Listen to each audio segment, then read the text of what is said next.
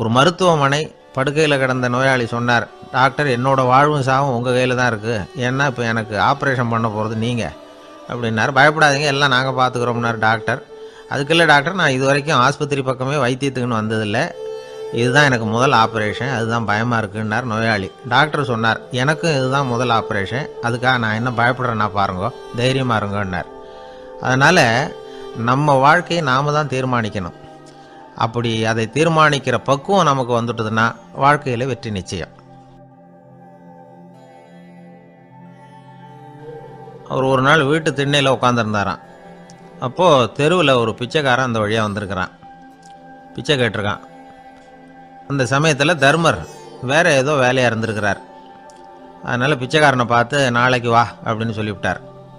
அவனும் சரின்னு சொல்லிவிட்டு போயிட்டான். பீமன் இதை பார்த்துக்கிட்டு இருந்தான்.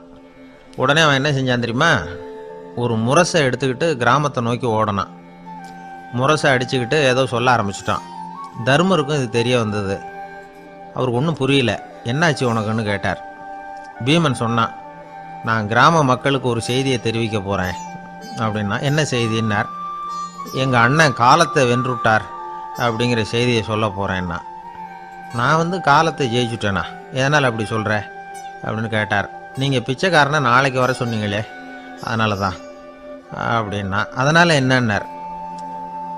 நீங்கள் அவனை நாளைக்கு வான்னு சொன்னீங்க, நீங்கள் நிச்சயமாக நாளைக்கு இருப்பீங்களா? அந்த பிச்சைக்காரனை நாளைக்கு உயிரோடு இருப்பானா? நாளைக்கு நீங்கள் இருந்தாலும் பிச்சை போடக்கூடிய மனோபாவம் உங்களுக்கு இருக்குமா? பிச்சை நிச்சயம் போடுவீங்களா? நாளைக்கு வரைக்கும் அவன் பிச்சைக்காரனாகவே இருப்பாங்கிறது என்ன நிச்சயம்? நாளைக்கு உங்கள் சந்திப்பு நிச்சயம் நடக்குமா? அதனால தான் நீங்கள் காலத்தை ஜெயிச்சுட்டீங்க அப்படின்னு சொல்லி அவ்வளோ நிச்சயமாக நான் முடிவு பண்ணிவிட்டேன். அப்படி நீங்கள் நினச்சதுனால தான் அவனை நாளைக்கு வர சொல்லியிருக்கிறீங்க. இது எவ்வளவு பெரிய விஷயம், இதை மற்றவங்களுக்கு சொல்லாமல் இருக்கலாமா? நேரம் ஆகிட்டுது, நான் உடனே ஊருக்குள்ளே போய் இதை சொல்லணும், தாமதிக்க முடியாது. ஏன்னா இந்த நேரம் கடந்துட்டுதுன்னா அடுத்த நாழிகை எனக்கு கிடைக்குங்கிறது நிச்சயம் இல்லை அப்படின்னு பீமன் சொல்லி முடிச்சுட்டு புறப்படுறதுக்கு தயாரானான். தர்மர் அவசரமாக குறுக்கிட்டார். தம்பி கொஞ்சம் பொறு, நான் தவறு பண்ணிட்டேன்.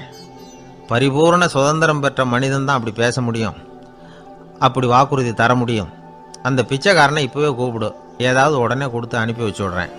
நாளைக்கு என்ன நடக்குங்கிறது யாருக்கு தெரியும் அப்படின்னார். இந்த கதையிலேருந்து நாம் உணர்ந்து கொள்ள வேண்டிய உண்மை என்ன தெரியுமா? நிகழ்காலம் ஒன்று தான் நம்ம கையில் இருக்கிறது, அதை தவற விடாமல் சரியாக பயன்படுத்திக்கணும். கடந்த காலங்கிறது திரும்பி வர போகிறதில்ல, எதிர்காலங்கிறது இப்போ நம்மக்கிட்ட கிடையாது. அதனால் நிகழ்காலத்தை தான் நாம் பயன்படுத்திக்க முடியும். பிரிட்டிஷ் ஆட்சி நடந்துக்கிட்டு இருந்த காலம் 1920களின் கடைசி. அப்போ நடந்த ஒரு உண்மை நிகழ்ச்சி இது. ஒரு கல்யாண மாப்பிள்ளை ரயிலில் இறங்க போகிறார். அவரை வரவேற்க ஒரு ராஜ குடும்பமே காத்துக்கிட்டு இருக்குது. மங்களூர்லேருந்து இறங்குற அந்த மாப்பிள்ளை யார் தெரியுமா? ஒரு நாய். உண்மைதான், அந்த நாய்க்கு தான் கல்யாணம். சுதேசி சமஸ்தானத்து மன்னர்களில் ஒருத்தர் ஜூனாகட் மகாராஜா, அவரோட வளர்ப்பு நாய் ரோஷனாரா, அதுக்கு கல்யாணம் பண்ணி வைக்கணும்னு ஆசைப்பட்டார். மாப்பிள்ளை தேடினார். மங்களூர் மகாராஜாவோட வளர்ப்பு நாய் ஒன்று இருந்தது, பேரு பாபி. இது ரெண்டுக்கும் கல்யாணம் நடத்த முடிவு பண்ணார். திருமணத்துக்கு வேண்டிய எல்லா ஏற்பாடுகளையும் பண்ணுங்க அப்படின்னு உத்தரவு போட்டார். ஆயிரக்கணக்கான அழைப்புதழ்கள், பல சமஸ்தான மன்னர்கள், ஜமீன்தார்கள், பிரிட்டிஷ் அதிகாரிகள், பெரிய பணக்காரங்க, இப்படி நிறைய பேருக்கு அழைப்புதழ்கள் அனுப்பி வச்சாங்க. பத்திரிகையை பார்த்தவங்கெல்லாம் திகைச்சு போயிட்டாங்களாம். இருந்தாலும் என்ன பண்ணுறது, ராஜாவே அழைக்கிறார், போகாமல் இருக்க முடியுமா? அந்த சமயத்தில் நாட்டின் கவர்னர் ஜெனரலாக இருந்தவர் இர்வின் பிரபு, அவருக்கும் ஒரு பத்திரிகை போயிருக்குது. வாங்கி பார்த்ததும் அவருக்கு பயங்கர எரிச்சல். உடனே குப்பை தொட்டியில் போட்டுவிட்டாராம். மாட்சிமை தங்கிய பிரிட்டன் சக்கரவர்த்தியின் பிரதிநிதியான தன்னை கேவலம் ஒரு நாயின் திருமணத்துக்காக அழைக்கிறதா அப்படின்னு அவருக்கு ஆத்திரம். இருந்தாலும் கல்யாணம் பிரமாதமாக நடந்துதான். கல்யாணத்தன்னைக்கு பொண்ணுக்கு ஸ்பெஷல் குளியல், தண்ணீருக்கு பதிலாக வாசனை திரவியங்கள், பன்னீர், குளிச்சதுக்கு அப்புறம் அலங்காரம், வைர மாலை, முத்து மாலை, ஏகப்பட்ட அலங்காரம். மாப்பிள்ளையை அழைக்கிறதுக்கு ரயில்வே ஸ்டேஷனில் ராஜ குடும்பமே காத்துக்கிட்டு இருக்குது. அவங்களோட வளர்ப்பு நாய்கள் 250. அத்தனை நாய்களுக்கும் பட்டு துணி போத்தி இருக்குது, முத்து வடங்கள் அணிவிச்சிருக்கிறாங்க. எல்லாம் ராஜ நாய்கள். அதுகளையும் வீதியில் நடக்க விடலையாம். அதுகளை சுமந்துக்கிட்டு போக அலங்கரிக்கப்பட்ட யானைகள் காத்துக்கிட்டு இருக்குதாம். மாப்பிள்ளைக்கு வரவேற்பு எப்படி தெரியுமா? அது நடந்து வர்ற பாதை பூரா ரத்தன கம்பளம் விரிச்சிருக்குது. 2 பக்கமும் ராஜாங்க அதிகாரிகள் கைகட்டி நிற்கிறாங்க.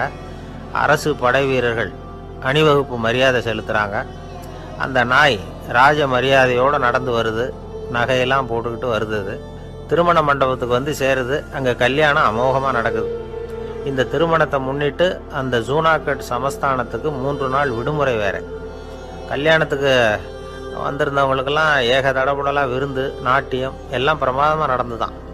இந்த கல்யாணத்தில் கலந்துக்க வந்திருந்த மற்ற சமஸ்தானத்து மன்னர்கள், திவான்கள், அரச குடும்பத்தினர், இப்படி அவங்க 700 பேராம். அவங்க வந்து போகிறதுக்காக விசேஷ ரயில்கள்லாம் வேற விட்டுருக்காங்க. கல்யாணம் முடிஞ்சதும் அந்த நாய் தம்பதிகளோட பெரிய பெரிய மன்னர்கள்லாம் ஒன்றா உட்காந்து சாப்பிட்டாங்களாம். ஏர் கண்டிஷன் அறையில் அந்த தம்பதிகள் கொஞ்ச காலம் வாழ்ந்துருக்குறாங்க. கொஞ்ச நாளில் மாப்பிள்ளைக்கு மரியாதை குறைய ஆரம்பிச்சுட்டுது. வெளியில் துரத்தி விட்டாங்களாம். அந்த பெண் நாய் மட்டும் ராஜ போகங்களை அனுபவித்து வந்து தான். இந்த கல்யாணத்தை பார்த்துட்டு தொடர்ந்து மற்ற சமஸ்தானத்து மன்னர்களும் நாய் திருமணங்கள் நடத்த ஆரம்பிச்சுட்டாங்களாம். இது உண்மையில் நடந்திருக்குது. இப்படி அது இருக்கட்டும். இப்போ நம்ம கதைக்கு வருவோம். ஒரு ராஜாவுக்கு ரொம்ப நாள் கழித்து ஒரு குழந்தை பிறந்து தான். அரண்மனை ஜோசியரை கூப்பிட்டுருக்கார் ராஜா. ஜோசியரே, என் மகன் வருங்காலத்தில் சிறந்த வாழ் வீரனாக வரணும்னு ஆசைப்படுறேன். வருவானாங்கிறத கொஞ்சம் பார்த்து சொல்லுங்களேன் அப்படின்னாராம். ஜோசியர் சொன்னார், மன்னா, உங்கள் புள்ள வாழ் வீரனாக வர்றது கஷ்டம். ஆனால் அவரும் உங்களை மாதிரியே நாய்க்குட்டிகள் பேரில் பிரியமாக இருப்பார். அதுகளுக்கு கல்யாணமும் பண்ணி வைப்பார் அப்படின்னாராம். அது எப்படி கண்டுபிடிச்சிங்க அப்படின்னு கேட்டிருக்கார் ராஜா. அரசே, உங்கள் பிள்ளைக்கு வாழ் மேலே உள்ள பிரியத்தை காட்டிலும் நாய் மேலே உள்ள பிரியம் அதிகம்ங்கிறதுக்கான அறிகுறி இப்போவே தெரியுது. நல்லா கவனித்து பாருங்க. அவர் வாழ்னு கத்துறாரு அப்படின்னாரு. கவனித்து பார்த்துட்டு அப்படி எனக்கு காதில் விழலையே அப்படின்னாராம் மன்னர். அதனால தான் சொன்னேன், அவர் கத்துறது வாழ்னு கத்தலை, வள்ளுன்னு கத்திக்கிட்டு இருக்கார். அதனால தான் அப்படி சொன்னேன் அப்படின்னாராம் அரண்மனை ஜோசியர். ஒரு ஊரில் ஒரு சோதிடர் இருந்தார். அவர் எதிர்காலத்தை பற்றி அதிகமாக சொல்லிக்கிட்டு இருப்பார். அவருடைய சோதிடத்தை எப்படியாவது பொய்யாக்கி போடணும் அப்படின்னு சொல்லி 2 இளைஞர்கள் தீர்மானம் பண்ணிட்டாங்க. அதுக்காக ஒரு திட்டம் போட்டாங்க. அது குளிர்காலம். ஒரு இளைஞன் பெரிய கோட்டு ஒன்று சட்டைக்கு மேலே போட்டுக்கிட்டான். அந்த மேல் கோட்டுக்கு உள்ள ஒரு புறாவை மறைச்சி வச்சுக்கிட்டான். 2 பேரும் அந்த சோதிடர் வீட்டுக்கு போகிறாங்க. அவரை பார்த்தாங்க. இதை பாருங்க, இந்த கோட்டுக்குள்ளே ஒரு புறாவை மறைச்சி வச்சிருக்கிறோம். அந்த புறா இப்போ உயிரோடு இருக்கா, இறந்து போச்சா, இதை நீங்கள் சொல்லணும். சரியாக சொல்லிவிட்டா உங்கள் ஜோசியத்தை நம்புகிறோம் அப்படின்னாங்க. இவங்க மனசுக்குள்ளே என்ன திட்டம்னா, புறா உயிரோடு இருக்குன்னு அவர் சொல்லிவிட்டார்னா அப்படியே கையால் அமைக்க அதை கொண்டு விட வேண்டியது. புறா உயிரோடு இல்லைன்னு சொல்லிவிட்டார்னா அப்படியே உயிரோடு எடுத்து காட்டிவிட வேண்டியது. இதுதான் அந்த இளைஞர்களோட திட்டம். அவர் என்ன பதில் சொன்னாலும் அவர் சொல்கிறது பொய்ன்னு நிரூபணம் பண்ணிவிடலாம்ல. இதுதான் அவங்க நம்பிக்கை. இந்த சோதிடர் எல்லா வகையிலையும் தப்பிக்க முடியாதுன்னு அவங்க நம்பினாங்க. ஆனால் அந்த சோதிடர் சொன்ன பதில் இவங்களை திகைக்க வச்சுட்டுது. அவர் என்ன சொன்னார் தெரியுமா? உங்கள் கோட்டுக்குள்ளே இருக்கிற புறா உயிரோடு இருக்கா, செத்து போச்சா அப்படின்னு தானே கேட்குறீங்க. அது உங்கள் கையில் இருக்குது. அது சாகவும் இல்லை, உயிரோடவும் இல்லை. அந்த பறவையின் வாழ்வும் சாவும் உங்கள் கையில் தான் இருக்குன்னார். இவங்க தோல்வியை ஒத்துக்கிட்டாங்க. இந்த கதையை நமக்கு ஒரு உண்மையை உணர்த்துது. இன்றைய இளைஞர்கள் எதிர்காலங்கிற பறவையை தங்களுக்குள்ளே வச்சிருக்கிறாங்க. அந்த பறவையின் வாழ்வும் தாழ்வும் அவங்க கையில் தான் இருக்கு. நமது வாழ்க்கைங்கிறது நமது கையில். நாம் நல்லா இருக்கிறதும் இல்லாமல் போகிறதும் நாம தான் காரணம். ஒரு பூங்கா. அங்கே ஒருத்தர் நின்றுட்டு இருக்கிறார். நின்றுக்கிட்டே ஏதோ ஆழ்ந்த யோசனையில் இருக்கிறார். அந்த பக்கமாக இன்னொருத்தர் வந்தார். இவரை கவனிச்சார். என்ன யோசனைன்னு கேட்டார். எப்படி எழுந்திருக்கிறதுன்னு யோசனை பண்ணிகிட்டு இருக்கிறேன்னார் அவர். கேட்டவருக்கு ஒரு மாதிரி ஆயிட்டுது. ஏற்கனவே நின்றுக்கிட்டு இருக்கிற ஒருத்தர் எப்படி எழுந்திரிச்சு நிற்கிறதுன்னு யோசிக்கிறாருன்னா அது ஆச்சரியம் தானே. அதுக்கப்புறம் இவர் யோசிக்க ஆரம்பித்தார். என்ன இவர் இப்படி பேசுகிறாரு அப்படின்னு. கீழே விழுந்தால் தானே எழுந்திரிச்சு நிற்க முடியும். அதனால் எழுந்திரிக்கணும்னு நினைக்கிறவங்க முதல்ல கீழே விழணும். இவர் முதல்ல கீழே விழணும், அதுக்கப்புறம் தான் எழுந்திருக்கிறது எப்படின்னு சிந்திக்க முடியும். இந்த உலகத்தில் எல்லாருமே கீழே விழுந்து எழுந்தவர்கள் தான். இப்போ இந்த குழந்தை பருவத்தில் கீழே விழாமல் நடைபயில கற்றுக்கிட்டவங்க யாராவது உண்டா? சின்ன வயசில் ஒரு தடவை கூட கீழே விழலை சார், அப்படியே பிறந்தார் வளர்ந்தார் பெரியவர் ஆயிட்டார் அப்படின்னு யாரையும் சொல்ல முடியாது. அதனால் மனுஷங்கிறவன் விழுந்து புரண்டு எழுந்து தான் நடக்க கற்றுக்கிறான். ஒரு உண்மையை நாம் எல்லாரும் புரிஞ்சுக்கணும். இந்த உலகத்தில் தவறு செய்யாத மனிதர்களே யாரும் கிடையாது. அப்படி இருக்கிறப்போ எப்போதாவது நாம் தவறு பண்ணிவிட்டோம்னா அதுக்காக மனசு உடஞ்சி போயிடக்கூடாது, வாழ்க்கையில் வெறுப்பு வந்துடக்கூடாது. ஒரு தவறு நடந்துட்டுதா அதுக்காக மனசு உடஞ்சி போடாதீங்க, அதை ஒரு பாடமாக எடுத்துக்கங்க. அதே தவறு மறுபடியும் நடக்காமல் வேணும்னா பார்த்துக்கலாம், அது போதும். தடைக்கல்ல படிக்கல்லாம் மாற்றிக்கணும், இதுதான் இதில் முக்கியம். ஒரு அலுவலகம், அங்கே ஒரு அதிகாரி, அவர் உயர்ந்த பதவியில் இருந்தார், சிறந்த நிர்வாகின்னு பேர் வாங்கினவர். அவர் தனக்கு கீழே வேலை செய்கிறவங்க கிட்டெல்லாம் சொல்லுவாராம், இந்த நிறுவனத்தில் நீங்கள் எத்தனை தடவை வேணும்னாலும் தவறுகள் செய்யலாம், ஆனால் ஒரே விஷயம் என்னென்னா ஒரே தவறை மறுபடியும் செய்யக்கூடாது, அது முக்கியம் அப்படிம்பாராம். இதை மேம்போக்காக பார்த்தா அவர் ஏதோ தன்னுடைய ஊழியர்களை தவறு செய்ய தூண்டுறது மாதிரி தெரியும். ஆனால் உண்மை அப்படி இல்லை. இன்னைக்கு என்ன நடக்குது தெரியுமா? அநேகமாக எல்லா மனிதர்களுமே ஒரே தவறை தான் மறுபடியும் மறுபடியும் செய்கிறாங்க. விளையாட்டு வீரர்கள் ஒரே மாதிரியான தவறுகளை திரும்ப திரும்ப செய்கிறது உண்டு. கணக்கு எழுதுறவங்கள பாருங்க, ஒரே தப்பை மறுபடியும் மறுபடியும் செய்வாங்க. அலுவலகம் வருகிறவர்களை கவனிங்க, ஒரு நாள் தாமதமாக வந்தால் பரவாயில்ல, தினமும் தாமதமாக வருவாங்க. இது மாதிரி செய்த தவறையே திரும்ப திரும்ப செய்யறதுக்கு என்ன காரணம் அப்படின்னா, சோம்பல், ஞாபக மறதி, கவனக்குறைவு, தன்னுடைய திறமை பேரில் அளவுக்கு மீறிய நம்பிக்கை, இப்படி இதில் ஏதாவது ஒரு காரணமாக இருக்கலாம் அப்படிங்கிறாங்க இது பற்றி ஆய்வு செய்கிற வல்லுநர்கள். ஒரு தடவை செஞ்ச தவிர மறுபடியும் செய்யறதில்லைன்னு முடிவு செஞ்சுக்கிட்டு அதை செயல்படுத்த கற்றுக்கணும், அது போதும், வாழ்க்கை வெற்றிகரமாக அமையும் அப்படிங்கிறாங்க அந்த அனுபவசாலிகள். அதனால் வெற்றிகரமாக வாழ்க்கையில் நடைபோட விரும்பும் இளைஞர்கள் தவிர்க்க வேண்டியது என்னென்னா, முதல்ல சோம்பலை தவிருங்கள், சுறுசுறுப்பாக இயங்குங்கள் அப்படிங்கிறது அவங்க அறிவுரை. ரெண்டாவது ஞாபக மறதி, எந்த செயல்லையும் ஈடுபாடு வேணும், அக்கறை வேணும். மூணாவது கவனக்குறைவு, எதையும் அலட்சியப்படுத்தக்கூடாது. நாலாவது என்னால் முடியாதது எதுவுமே கிடையாது அப்படிங்கிற அளவுக்கு மீறிய நம்பிக்கை, அது ஆபத்தில் கொண்டு போய் விட்டுரும். அதனால் முதல் தவறு உங்களுக்கு ஒரு பாடமாக அமையணும். ஒரு மனிதர், அவர் தன்னுடைய 2 காதுலையும் கட்டு போட்டுக்கிட்டு வந்தார். அவருடைய நண்பர் அதை கவனிச்சுட்டார். என்ன சார் ஆச்சு, 2 காதுலையும் கட்டு போட்டுருக்கீங்களே அப்படின்னு விசாரித்தார். ஒன்றும் இல்லை சார், வீட்டில் ரொம்ப ஆர்வமாக டிவியில் கிரிக்கெட் மேட்ச் பார்த்துக்கிட்டு இருந்தேன். அப்போது என்னுடைய மனைவி துணிகளுக்கு அயர்ன் பண்ணிக்கிட்டு இருந்தாங்க. அயர்ன் பாக்ஸை அப்படியே வச்சுட்டு அடுப்பங்கரைக்கு போயிட்டாங்க. அந்த சமயம் பார்த்து டெலிஃபோன் பண்ணி அடிச்சுது. அவசரமாக ஓடி போய் அதை எடுத்து காதில் வச்சேன். அப்போ தான் தெரியும் அது அயர்ன் பாக்ஸுங்கிற விஷயம். சூடாக இருந்ததா, சுட்டு விட்டுது அப்படின்னார். ஒரு காது சரி சார், 2 காதும் ஏன் அப்படி ஆச்சு அப்படின்னு கேட்டார். அதே ஆள் மறுபடியும் ஃபோன் பண்ணான் சார் அப்படின்னார் இவர். எவ்வளோ தூரம் யோசிச்சிருப்பார் பாருங்க. அதனால் ஒரு தவறு மறுபடியும் நடக்கக்கூடாது, முதல் தவறு உங்களுக்கு ஒரு பாடமாக அமையட்டும் அப்படிங்கிறது தான் இதிலிருந்து நாம் தெரிந்து கொள்ள வேண்டிய கருத்து. அதனால் தவறுகள் அதெல்லாம் தடைக்கெல்லாம் நினைக்க வேண்டாம், படிக்கெல்லாம் நினைப்போம். அப்படி நினச்சோம்னா வாழ்க்கையில் வெற்றி நிச்சயம். கொஞ்சம் தூரத்தில் நாம் நிற்கிறோம், எட்டத்தில் இருந்துக்கிட்டு அவரை கவனிக்கிறோம். அவர் ஃபோனில் பேசுகிறத, அவர் பேசுகிற வார்த்தைகள் என்ன அப்படிங்கிறது நம்ம காதில் விழலை. ஆனாலும் அவர் பேசிக்கிட்டு இருக்கிறது நல்ல செய்தியா கெட்ட செய்தியா அப்படிங்கிறத நம்மளால் யூகிக்க முடியும். மகிழ்ச்சியான செய்தியை பேசும்போது முகம் மலருது, புன்னகை பூக்குது. இதில் ஒன்று நீங்கள் கவனிக்கணும், தொலைபேசியில் நாம் பேசுகிறப்போ நம்மோட பேசுகிறவர் எதிரில் இல்லை. அவர் தொலைபேசி வழியாக நம்ம குரலை மட்டும்தான் கேட்க போகிறார், நம்ம முகத்தை அவர் பார்க்க போகிறதில்ல. அப்படி இருந்தும் அப்போ நம்ம முகம் ஏன் மலரணும் அப்படின்னா, இதுதான் உடல் மொழி, பாடி லாங்குவேஜ் அப்படின்னு சொல்கிறாங்க. நம்ம அறியாமலேயே நம்ம உடம்பு செய்திகளை தெரிவிக்குது பாருங்க, அதுதான் உடல் மொழி. ஒரு மனிதர் தொலைபேசியில் பேசிக்கிட்டு இருக்கிறத நீங்கள் தூரத்திலிருந்து கவனிச்சுக்கிட்டே அவர் நண்பரோட பேசுகிறாரா, மனைவியோட பேசுகிறாரா, குழந்தையோட பேசுகிறாரா, இல்லை மேலதிகாரிகிட்ட பேசுகிறாரா, அல்லது அவருக்கு கீழே பணிபுரிகிறவர்கள்கிட்ட பேசுகிறாரா அப்படிங்கிறத கண்டுபிடிக்கலாம். அதுக்கு காரணம் அவருடைய உடல் மொழி. இந்த உடல் மொழி கூட நம்ம வாழ்க்கையின் முன்னேற்றத்துக்கு பயன்படும். இதை பற்றியெல்லாம் கூட சில நிபுணர்கள் ஆராய்ச்சி பண்ணி பார்த்துருக்குறாங்க. அவங்க சில விவரங்களை சொல்கிறாங்க. குறிப்பாக ஒருத்தர் தன்னுடைய நாற்காலியில் கிட்டத்தட்ட படுத்துக்காத குறையாக உட்காந்துருக்கிறாருன்னு வச்சுக்கோங்க, எதிர இருக்கிறவர் பேசுறது அவருக்கு பிடிக்கலன்னு அர்த்தமா. தலையை சொரிஞ்சிக்கிறது, வேறு வேறு திசைகளில் பார்க்குறது, கொட்டாவி விடுறது, கால்களை மாற்றி போட்டு உட்கார்றது, களைப்பாக கை விரல்களை அப்படியே பின்னிக்கிறது, அடிக்கடி கடிகாரத்தை பார்க்குறது, இப்படிலாம் ஒருத்தர் பண்ணிக்கிட்டு இருக்கிறாருன்னா நாம் கூடிய சீக்கிரம் அந்த இடத்த விட்டு எழுந்திரிச்சு வந்துடுறது நல்லது.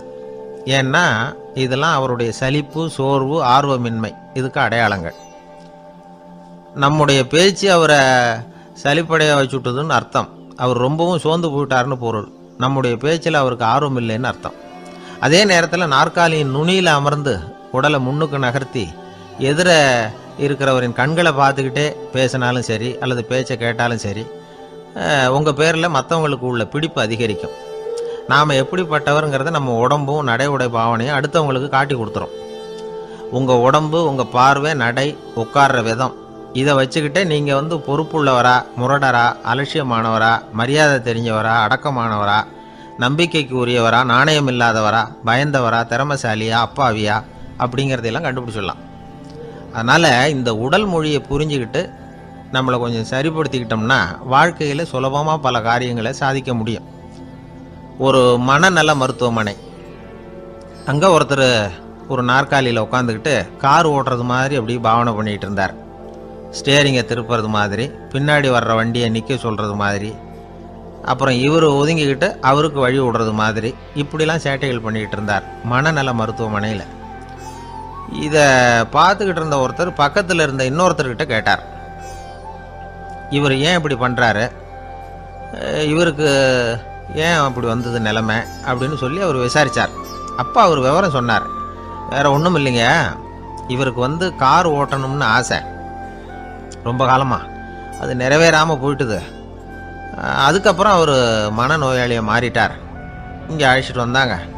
இங்கே அழைச்சிட்டு வந்ததுலேருந்து அப்படி தான் பண்ணிகிட்டு இருக்கிறார். அப்போ கார் ஓட்டுறது மாதிரிலாம் பாவனை பண்ணிகிட்டு இருப்பார், திருப்புறது மாதிரி பண்ணுவார், பின்னாடி வர்றவங்களுக்கு இடம் விடுவார், இப்படிலாம் செய்கிறார் அப்படின்னு விவரம் சொன்னாங்க. நீங்கள் சொல்லப்படாதா, இப்போ நீங்கள் கார் ஓட்டலை, வெறும் நாற்காலியில் தான் உட்காந்துருக்குறீங்க அப்படின்னு நீங்கள் சொல்லப்படாதா அவருக்கு அப்படின்னு கேட்டாங்க. அது முடியாதுங்க, ஏன்னா அந்த காரை கழுவுறதுக்காக அவர் தினமும் எனக்கு 10 ரூபா கொடுத்துக்கிட்டு இருக்கிறார் அப்படின்னாராம் அங்கே வேலை செஞ்சுக்கிட்டு இருந்த ஒருத்தர். அதனால் வாழ்க்கையில் நாம் இந்த உடல் மொழியை புரிஞ்சுக்கணும். உடல் மொழிங்கிறது இப்போ ஆரம்பத்தில் சொன்னது மாதிரி அந்த தொலைபேசியில் பேசுகிறவங்கள தூரத்திலேருந்து பார்த்தாவே அவர் யாருக்கிட்ட பேசுகிறார், என்ன பேசுகிறாருன்னு தெரியும். நம்ம முகத்தை நல்லா வச்சுக்கணும். உடல் மொழியை நம்ம புரிஞ்சுக்கிட்டு பயன்படுத்த ஆரம்பித்தோம்னா எந்த முயற்சி பண்ணினாலும் அதில் வெற்றி நிச்சயம். எப்படி தெரியுமா? குருகுல வாசம் செஞ்சு படிக்கணும். ஆசிரியருங்கிறவர் ஆசிரமத்தில் இருப்பார். அங்கே போய் அவருக்கு தொண்டுகள் செய்யணும். துணிகள்லாம் துவைச்சி போடணும். தூங்கும்போது காலை பிடிச்சி விடணும். புழுக்கமாக இருந்தால் விசிறி மட்டை எடுத்து விசிறணும். அப்படியே அப்பப்போ அவர் சொல்லிக் கொடுக்குற பாடத்தையும் கற்றுக்கணும். அவர் சொல்லிக் கொடுக்குற பாடங்களை ஓலைச்சுவடிகளில் எழுதிக்கணும். இதுதான் குருகுல வாசம்ங்கிறது. இப்போ மாதிரிலாம் கிடையாது. ஆக குருகுல வாசம்ங்கிறது மனசையும் பண்படுத்தும், அறிவையும் பண்படுத்தும். அப்படி ஒரு பயிற்சி அது. அந்த காலத்தில் பஞ்சபாண்டவர்கள் ஒரு குருகுலத்தில் படிக்க போனாங்களாம். ஏற்கனவே அங்கே ஒரு 15 பேர் இருந்திருக்கிறாங்க. இவங்களையும் சேர்த்து மொத்தம் 20 பேர். எல்லாரும் ரொம்ப ஆர்வத்தோடு அங்கே தங்கி படிச்சுக்கிட்டு இருக்கிறாங்க. 2 வருஷம் ஓடி போச்சு. எல்லாரும் ஊருக்கு திரும்ப வேண்டிய நேரம். ஆசிரியர் ஒவ்வொருத்தராக கூப்பிட்டார். இது வரைக்கும் என்ன கற்றுக்கிட்ட அப்படின்னு கேட்டார். அவங்க தாங்கள் எழுதி வச்சுருந்ததை சொன்னாங்க, கற்றுக்கிட்டதை சொன்னாங்க. அங்கே படிக்க வந்தவங்க எல்லாருமே புத்திசாலிகள். அது மட்டும் இல்லை, பல பேர் அரச குடும்பத்தை சேர்ந்தவங்க, இளவரசர்களாக வேற இருக்கிறவங்க. அதனால் அவங்கக்கிட்ட அபாரமான கல்வி அறிவை எதிர்பார்த்தார். ஒருத்தன் தான் எழுதி வச்சிருந்த சரித்திர பாடம் பூராவையும் படித்து காட்டினான். இன்னொருத்தன் தான் எழுதி வச்சிருந்த பூகோள பாடம் பூராவையும் படித்து காட்டினான். இப்படி ஒவ்வொருத்தராக அவங்க படித்தது என்னங்கிறத படித்து காட்டிவிட்டு போனாங்க. கடைசியாக தர்மர் வந்தார். பேசாமல் நிற்கிறார். தன் கையில் இருந்த ஓலைச்சுவடி கேட்டால் அவர் பிரிக்கவே இல்லை. ஆசிரியர் இவர்கிட்ட தான் அதிகமாக எதிர்பார்த்தார். ஆனால் இவரோ பேசாமல் நின்றுட்டு இருக்கிறார். நீ என்ன கற்றுக்கிட்ட சொல்லு, ஓலைச்சுவடியை பிரித்து படினார் அந்த முனிவர். தர்மர் அசையவே இல்லை. மெதுவாக சொன்னார், ஐயா, நான் கற்றுக்கிட்டது ஒன்றே ஒன்று தான். அதுதான் வாழ்க்கையில் எனக்கு ரொம்ப முக்கியமான பாடமாக அமையும் அப்படின்னார். என்னது, என்கிட்ட 2 வருஷ காலமாக படிச்சு விட்டு கடைசியில் கற்றுக்கிட்டது ஒன்று தானா அப்படின்னார் முனிவர். அவருக்கு ஒன்றும் புரியல. மற்ற மாணவர்களை விட இவர் பண்புகளில் உயர்ந்தவர், அறிவில் சிறந்தவர், வயசில் முதிர்ந்தவர். இவரே இப்படி சொன்னால் மற்றவங்க நிலைமை என்னத்துக்கு ஆறுது? அவங்க ரொம்பவும் கெட்டு போயிடுவாங்களே அப்படின்னு அவர் யோசனை பண்ணார். தர்மா, நல்லா யோசனை பண்ணி பதில் சொல்லு. 2 வருஷமாக நீ கற்றுக்கிட்டது என்ன அப்படின்னு தானே நான் கேட்குறேன். அதை கொஞ்சம் யோசனை பண்ணி சொல்லுன்னார் முனிவர் கொஞ்சம் கோபமாக. தர்மர் முகத்தில் எந்த மாறுதலுமே இல்லை. இல்லையா, 2 வருஷமாக நான் கற்றுக்கிட்ட முக்கியமான பாடம் ஒன்று தான்னார். இப்போ அந்த முனிவருக்கு கோபம் அதிகமாக வந்துடுச்சு. ஏன்பா, உனக்கு வெக்கமா இல்லையா? உன்னை விட வயசில் குறைஞ்சவங்க எவ்வளவு பாடம் கற்றுக்கிட்டு இருக்கிறாங்க, எவ்வளவு விரிவாக அவங்க படித்து காட்டினாங்க. நீயும் கூட நிறைய குறித்து வச்சிருக்கிற போல இருக்க, அதை ஏன் பிரித்து படிக்கக்கூடாது அப்படின்னார். ஐயா, நான் சொல்கிறது உங்களுக்கு ஏமாற்றமாக இருந்தால் என்னை மன்னிக்கணும். நான் ரொம்ப முக்கியமாக கற்றுக்கிட்டு இருக்கிறது ஒன்று தான், மற்ற எதையும் சொல்கிறதுக்கு விரும்பலைன்னார். மாணவர்கள்லாம் சிரிச்சுட்டாங்க. முனிவருக்கு கோபம் அளவுக்கு மீறி வந்துட்டு ஓங்கி அரைஞ்சு விட்டார் தருமரை அவர் கன்னத்தில். தருமர் கண்ணை செவந்து போட்டுது, கண்கள் கலங்கி போச்சு. ஆனாலும் அவர் அமைதியை இழக்கலை, தலை குனிஞ்சு நிற்கிறார். இவருடைய பிடிவாதம் முனிவருக்கு இன்னும் ஆத்திரத்தை உண்டாக்கி விட்டது. இன்னொரு கன்னத்திலே அரைஞ்சார். எல்லாரும் பயந்து போய் அமைதியாக நின்றுட்டு இருக்கிறாங்க. முனிவர் கத்துறார், அப்படி நீ கற்றுக்கிட்ட அந்த முக்கியமான பாடம் தான் என்ன, அதையாவது சொல்லு அப்படின்னார். ஐயா, அதை மட்டும் ஒரு ஓலைச்சுவடியில் தனியாக குறித்து வச்சுருக்கிறேன், இந்தாங்க, இதை நீங்களே படித்து பாருங்கன்னார். தருமர் ஓலைச்சுவடியை நீட்டினார். முனிவர் அதை வாங்கி பிரித்தார், சத்தம் போட்டு படித்தார். என்ன எழுதியிருக்காருன்னா, எப்படிப்பட்ட சோதனை ஏற்பட்டாலும் நிதானம் இழந்து கோபத்துக்கு ஆளாகக்கூடாது அப்படின்னு. இதுதான் அந்த ஓலைச்சுவடியில் அவர் எழுதி வச்சுருந்தது.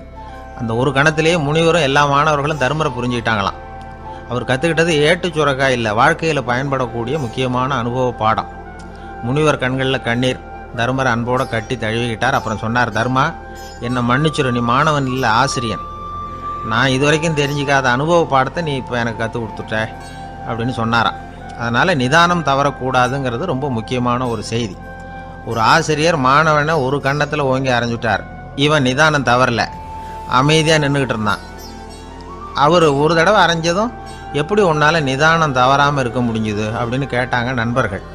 அவன் சொன்னான், நான் நிதானம் தவறி இருந்தா எங்கள் வாத்தியார் இன்னொரு கன்னத்துலேயும் அரைஞ்சிருப்பார், அது அதை விட பலமாக இருக்கும், அதனால தான் நான் அப்படி இருந்தேன் அப்படின்னு நானான். ஆக நாம் தெரிந்து கொள்ள வேண்டியது, வாழ்க்கையில் நிதானம் தவறாமல் இருக்க வேண்டும். அதுதான் வெற்றியின் ரகசியம். ஒரு நண்பர்கிட்ட பேசிக்கிட்டு இருந்தேன். அவருடைய உறவினர் ஒருத்தர் ஒரு நேர்முக தேர்வுக்கு போயிருந்தாராம், இன்டர்வியூவுக்கு. ரொம்பவும் பொறுப்பாகவும் கவனமாகவும் செயல்பட வேண்டிய பதவிக்கான நேர்காணல் அது. இவர் எழுத்து தேர்வில் ஏராளமான மதிப்பெண்கள் வாங்கிவிட்டார். அதனால் அதை பற்றி கவலை இல்லை. இப்போ நேர்முக தேர்வில் தேர்வு பெறணும். ஏராளமான சான்றிதழ்கள் வச்சிருந்தார். நேர்காணலில் கேட்கப்பட்ட எல்லா கேள்விகளுக்கும் சரியான பதிலை தான் சொன்னார். இருந்தாலும் பாருங்க, அந்த நேர்முக தேர்வில் அவர் தேர்ந்தெடுக்கப்படலை. என்ன காரணம் அப்படின்னு பின்னாடி விசாரித்தப்போ தான் விவரம் தெரிஞ்சுதான். அது என்ன ஆயிருக்குதுன்னா, அந்த நேர்காணலின் போது இவர் நடந்துகிட்ட முறையில் சில தவறுகள் நடந்து போச்சான். முக்கியமாக 2 தவறுகள். ஒன்று, அவங்க ஒரு கேள்வியை கேட்டு முடிக்கிறதுக்குள்ளேயே இவர் பதில் சொல்ல ஆரம்பிச்சுட்டாராம். 2வது என்னன்னா, இவர் நாற்காலியில் தாராளமாக இயல்பாக சாஞ்சி உட்காராம நாற்காலி முனையில் உட்காந்துருந்தாராம். இந்த 2 விதமான செயல்பாடுகளும் இவர் அவசரப்படுறவர், பதற்றப்படுறவர் அப்படிங்கிறதுக்கான அடையாளங்கள். அதாவது கேள்வியை கேட்டு முடிக்கிறதுக்குள்ளேயே முந்திக்கிட்டு பதில் சொல்கிறது. 2வது, நாற்காலியில் இயல்பாக தாராளமாக உட்காராம நாற்காலி முனையில் உட்கார்றது. பார்க்க போகிற வேலைக்கு அவசரம், பதற்றம் இது 2 இருக்கக்கூடாதான். அதனால் மார்க் இருந்தும் சர்டிஃபிகேட் இருந்தும் அந்த வேலை வாய்ப்பு அவருக்கு கிடைக்கல. வேலை கொடுக்குறவங்க நம்மக்கிட்ட இருந்து என்ன தான் எதிர்பார்க்குறாங்க, இதை தெரிஞ்சு வச்சுக்கிறது நல்லது. முதல்ல, மற்றவர்களுடன் தொடர்பு கொள்ளும் திறமை, அதாவது எபிலிட்டி டு கம்யூனிகேட். நீங்கள் நினைக்கிறத அழகாக தொகுத்து வகைப்படுத்தி சொல்ல தெரியுதான்னு பார்ப்பாங்க. உங்கள் திட்டங்களை அடுத்தவங்க ஏற்றுக்கொள்ளக்கூடிய விதத்தில் வெளிப்படுத்துறதுக்கு உங்களால் முடியுதான்னு பார்ப்பாங்க. இதுக்கு என்ன செய்யறது? குழப்பம் இல்லாமல் சிந்திக்கணும், குழப்பம் இல்லாமல் பேசணும். ரெண்டாவது விஷயம் என்னன்னா புத்திசாலித்தனம், அதாவது இன்டெலிஜென்ஸ். ஏற்றுக்க போகிற வேலையை நல்ல விதமாக செய்ய முடியுமா உங்களால், அதை எந்தெந்த வழியில் செய்யலாம் அப்படிங்கிறத உங்களால் தீர்மானிக்க முடியுமா, அந்த வேலைக்கான புது புது யோசனைகளை உங்களால் சொல்ல முடியுமா அப்படின்னு பார்ப்பாங்க. இது இன்டெலிஜென்ஸ். மூணாவது தன்னம்பிக்கை, அதாவது செல்ஃப் கான்ஃபிடென்ஸ். உங்களுக்கு அது உண்டா அப்படிங்கிறத கவனிப்பாங்க. எந்த சூழ்நிலையையும் சமாளிக்கணும், எப்படிப்பட்ட மனிதர்களையும் சமாளிக்கிற தைரியம் வேணும், அடுத்தவங்களை நமக்கு சாதகமாக திருப்பக்கூடிய தன்னம்பிக்கை வேணும். நாலாவது பொறுப்புகளை முன்வந்து ஏற்றுக்கொள்ளுதல், வில்லிங்னஸ் டு அக்செப்ட் ரெஸ்பான்சிபிலிட்டி. பொறுப்புகள்லேருந்து நழுவி போக ஆசைப்படாமல் செஞ்சு முடிக்கணும். அஞ்சாவது முன் வருதல், இனிஷியேட்டிவ்.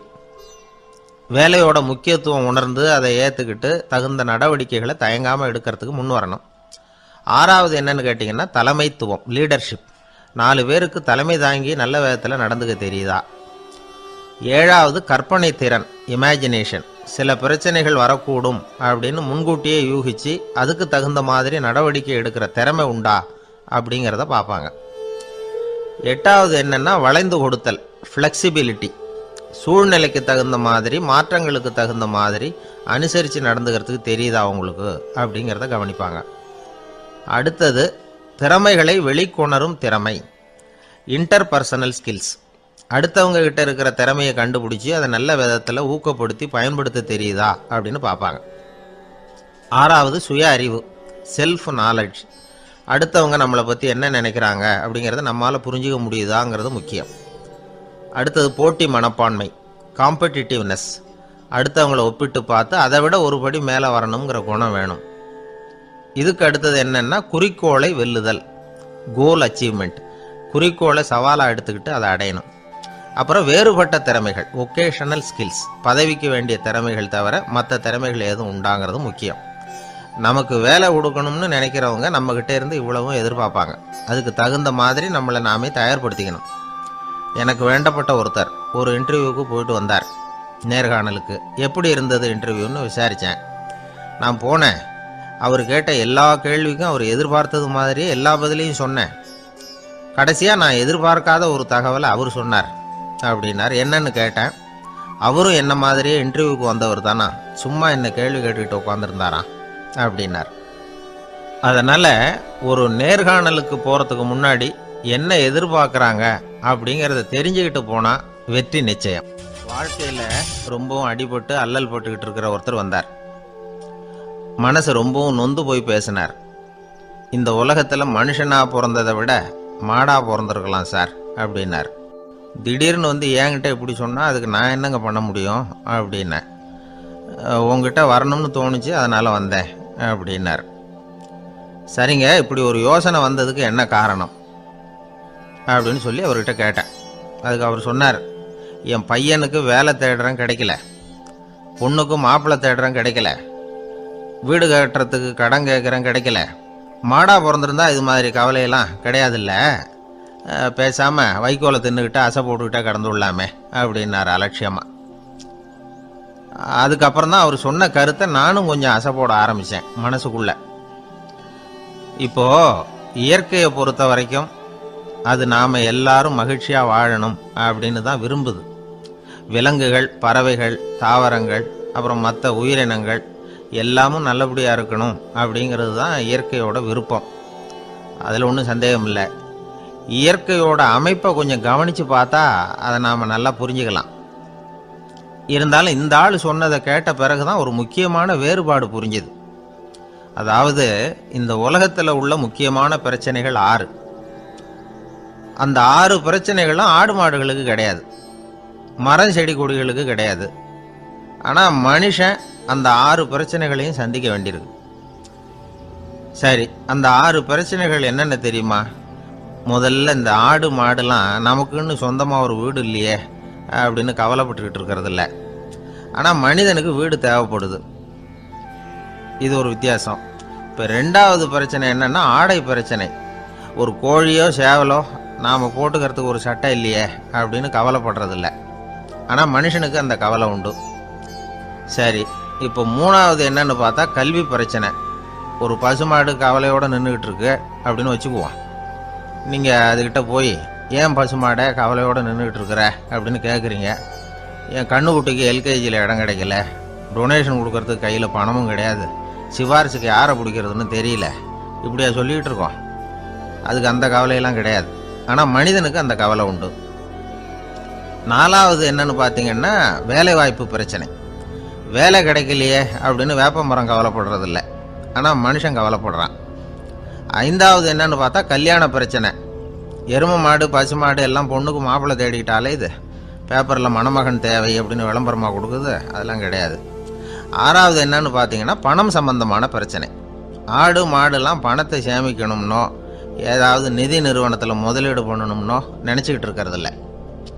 பணத்தை எப்படி காப்பாற்றுறது அப்படிங்கிற கவலையும் அதுகளுக்கு கிடையாது. குதிரை குளம்போடு பிறக்குது, அதனால் அது காடு மேடெல்லாம் கவலை இல்லாமல் தெரியலாம். ஆடு உடம்புல ரோமத்தோடு பிறக்குது, அதனால் அது குளிரை பற்றி கவலைப்பட வேண்டிய அவசியம் இல்லை.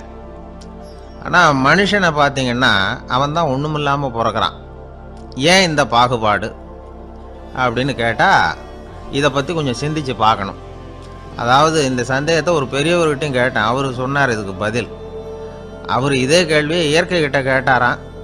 இயற்கை பதில் சொல்லிச்சான், வேற யாருக்கும் கொடுக்காத ஒரு வலுவான கருவியை, ஒரு பவர்ஃபுல் வெப்பன் மனுஷனுக்கு கொடுத்துருக்கிறேன்னு, அந்த கருவியை உபயோகப்படுத்தி அந்த 6 பிரச்சனையை மட்டும் இல்லை 6 கோடி பிரச்சனைகள் இருந்தாலும் அதையெல்லாம் சமாளிக்கலாம்.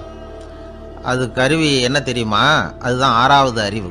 அதை உபயோகப்படுத்தினா காலுக்கு செருப்பு தயார் பண்ணிக்கலாம், குளிருக்கு போர்வை தயார் பண்ணிக்கலாம், என்ன வேணும்னாலும் செய்யலாம் அப்படின்னு இயற்கை பதில் சொல்லிச்சான். அதனால் நாம் செய்ய வேண்டியது என்னென்னா இயற்கையை முதல்ல சரியாக புரிஞ்சுக்கணும். இயற்கையின் படைப்பையே நாம் சரியாக புரிஞ்சுக்கிறது இல்லையே, அதுதான் வேதனை. இந்த கதையை கேளுங்க. இப்போ நகரத்திலேருந்து ஒரு ஆள் கிராமத்துக்கு வந்தான். அங்கே ஒரு சிறுவன் மாடு மேய்ச்சிக்கிட்டு இருந்தான். நகரத்து ஆள் சொன்னான், எவ்வளோ அழகான பசு, அது சரி இதுக்கெல்லாம் ஏன் கொம்பு இல்லைன்னா.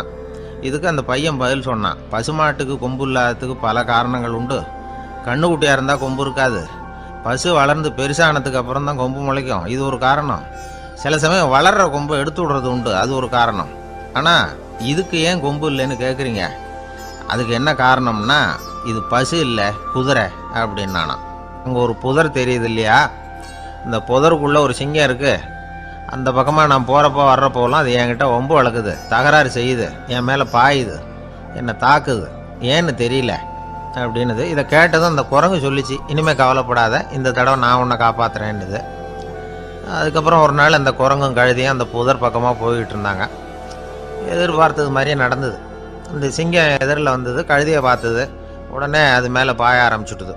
அவ்வளவுதான். உடனே இந்த குரங்கு என்ன பண்ணிச்சு தெரியுமா, கிடுகிடுன்னு ஒரு மரத்து மேலே ஏறி உட்காந்துக்கிட்டுது. அங்கே உட்காந்துக்கிட்டு கீழே அந்த கழுதியும் சிங்கமும் போடுற சண்டையை வேடிக்கை பார்க்க ஆரம்பிச்சுட்டுது. கொஞ்ச நேரம் கழித்து அடிபட்ட காயத்தோடு அந்த கழுதை மெதுவாக நடந்து வந்தது. குரங்கும் மெல்ல மரத்தை விட்டு கீழே இறங்குச்சு. இப்போ கழுதை கேட்டுது, என்னை காப்பாத்துறேன்னு சொல்லிவிட்டு காலை வாரி விட்டுட்டியே, நீ பாட்டுக்கு மரத்து மேலே ஏறி உட்காந்துக்கிட்டே, இது நியாயமானது. குரங்கு பரிதாபமாக அதை பார்த்துது. நான் மரத்து மேலே இருந்து நீங்கள் 2 பேரும் சண்டை போட்டதை பார்த்துக்கிட்டு தான் இருந்தேன். உன்னோட சத்தம் தான் அதிகமாக இருந்தது, அது நீ சிரிக்கிற மாதிரி எனக்கு கேட்டுது, அதனால் நீ தான் ஜெயிச்சுக்கிட்டு இருக்க போல இருக்கு அப்படின்னு நினச்சிவிட்டேன்னு. இன்றைக்கி பல பேர் இப்படி தான் இருக்கிறாங்களாம்.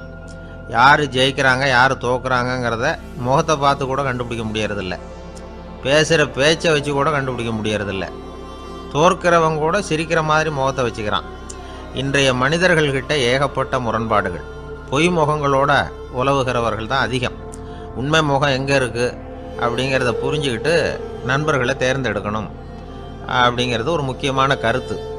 கடவுள் இந்த உலகத்தை படைச்சுட்டு அதுக்கப்புறமும் கொஞ்ச நாள் இங்கேயே தங்கியிருந்தாராம். அப்போ தான் அவருக்கு ஒரு உண்மை புரிஞ்சுதான், இந்த உலகத்தில் தங்கி இருக்கிறது எவ்வளவு இடைஞ்சல்னு. தினமும் மனிதர்கள் தேடி ஏதாவது புகார் சொல்லிக்கிட்டே இருந்தாங்களாம், எனக்கு அது வேணும் இது வேணும்னு கேட்டுக்கிட்டே இருந்தாங்களாம். சில பேர் வந்தாங்க, நாங்கள் விவசாயம் பண்ணுறோம், தண்ணி இல்லாமல் பயிர் காயுது, எங்களுக்கு மழை வேணும் அப்படின்னாங்க.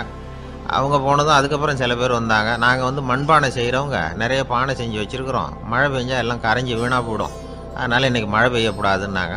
கடவுள் பார்த்தார், அவருக்கு என்ன பண்ணுறதுன்னே தெரியல, ஏகப்பட்ட குழப்பம், தலையை பிச்சுக்கலாம் போல் இருந்தது, கிட்டத்தட்ட பைத்தியம் பிடிக்கிற அளவுக்கு ஆகிட்டுது. எல்லாருடைய ஆசைகளையும் அவரால் நிறைவேற்ற முடியல, ஏன்னா ஒன்றுக்கு ஒன்று முரண்பாடாக இருந்தது. ஒரு நாள் தன்னுடைய அமைச்சரவையை கூட்டி ஆலோசனை கேட்டார், என்ன செய்யலான்னு சொல்லுங்கன்னார். இது என்ன பிரமாதம், பேசாமல் இமயமலை அடிவாரத்தில் போய் உட்காந்துங்க, யாரும் தொந்தரவு பண்ண மாட்டாங்கன்னாங்க. அங்கேயும் மனிதர்கள் வர ஆரம்பிச்சுருவாங்களேன்னார் கடவுள். சரி அப்படின்னா சந்திரனில் போயிருந்துக்கலாமேன்னாங்க. அங்கேயும் மனுஷன் குடி வர போகிறான் அப்படின்னார் கடவுள். வெகு தூரத்துக்கு அப்பால் உள்ள நட்சத்திர மண்டலத்துக்கு போயிடலான்னாங்க. இதெல்லாம் நிரந்தர தீர்வாகாது, நிரந்தரமாக இந்த மனிதனுடைய தொல்லையிலேருந்து நான் விடுபடணும், அதுக்கு ஏதாவது வழி சொல்லுங்கன்னார் கடவுள். ஒரு வயசான ஆள் வந்தார். கடவுளுக்கு காதோட காதாக ஒரு வழியை சொன்னார். கடவுளுக்கு முகம் மலர்ந்தது. அதுதான் சரி, அப்படியே செஞ்சுடலான்னார். அந்த ஆள் சொன்ன ரகசியம் என்ன தெரியுமா? மனிதனால் அடைய முடியாத ஒரு இடம் இருக்குது, அது வேற எங்கேயும் இல்லை, அவனுக்கு உள்ளே இருக்குது. அங்கே போய் மறைஞ்சிங்க, அதுக்கப்புறம் மனிதர்களால் உங்களுக்கு தொந்தரவு இருக்காதுன்னார்.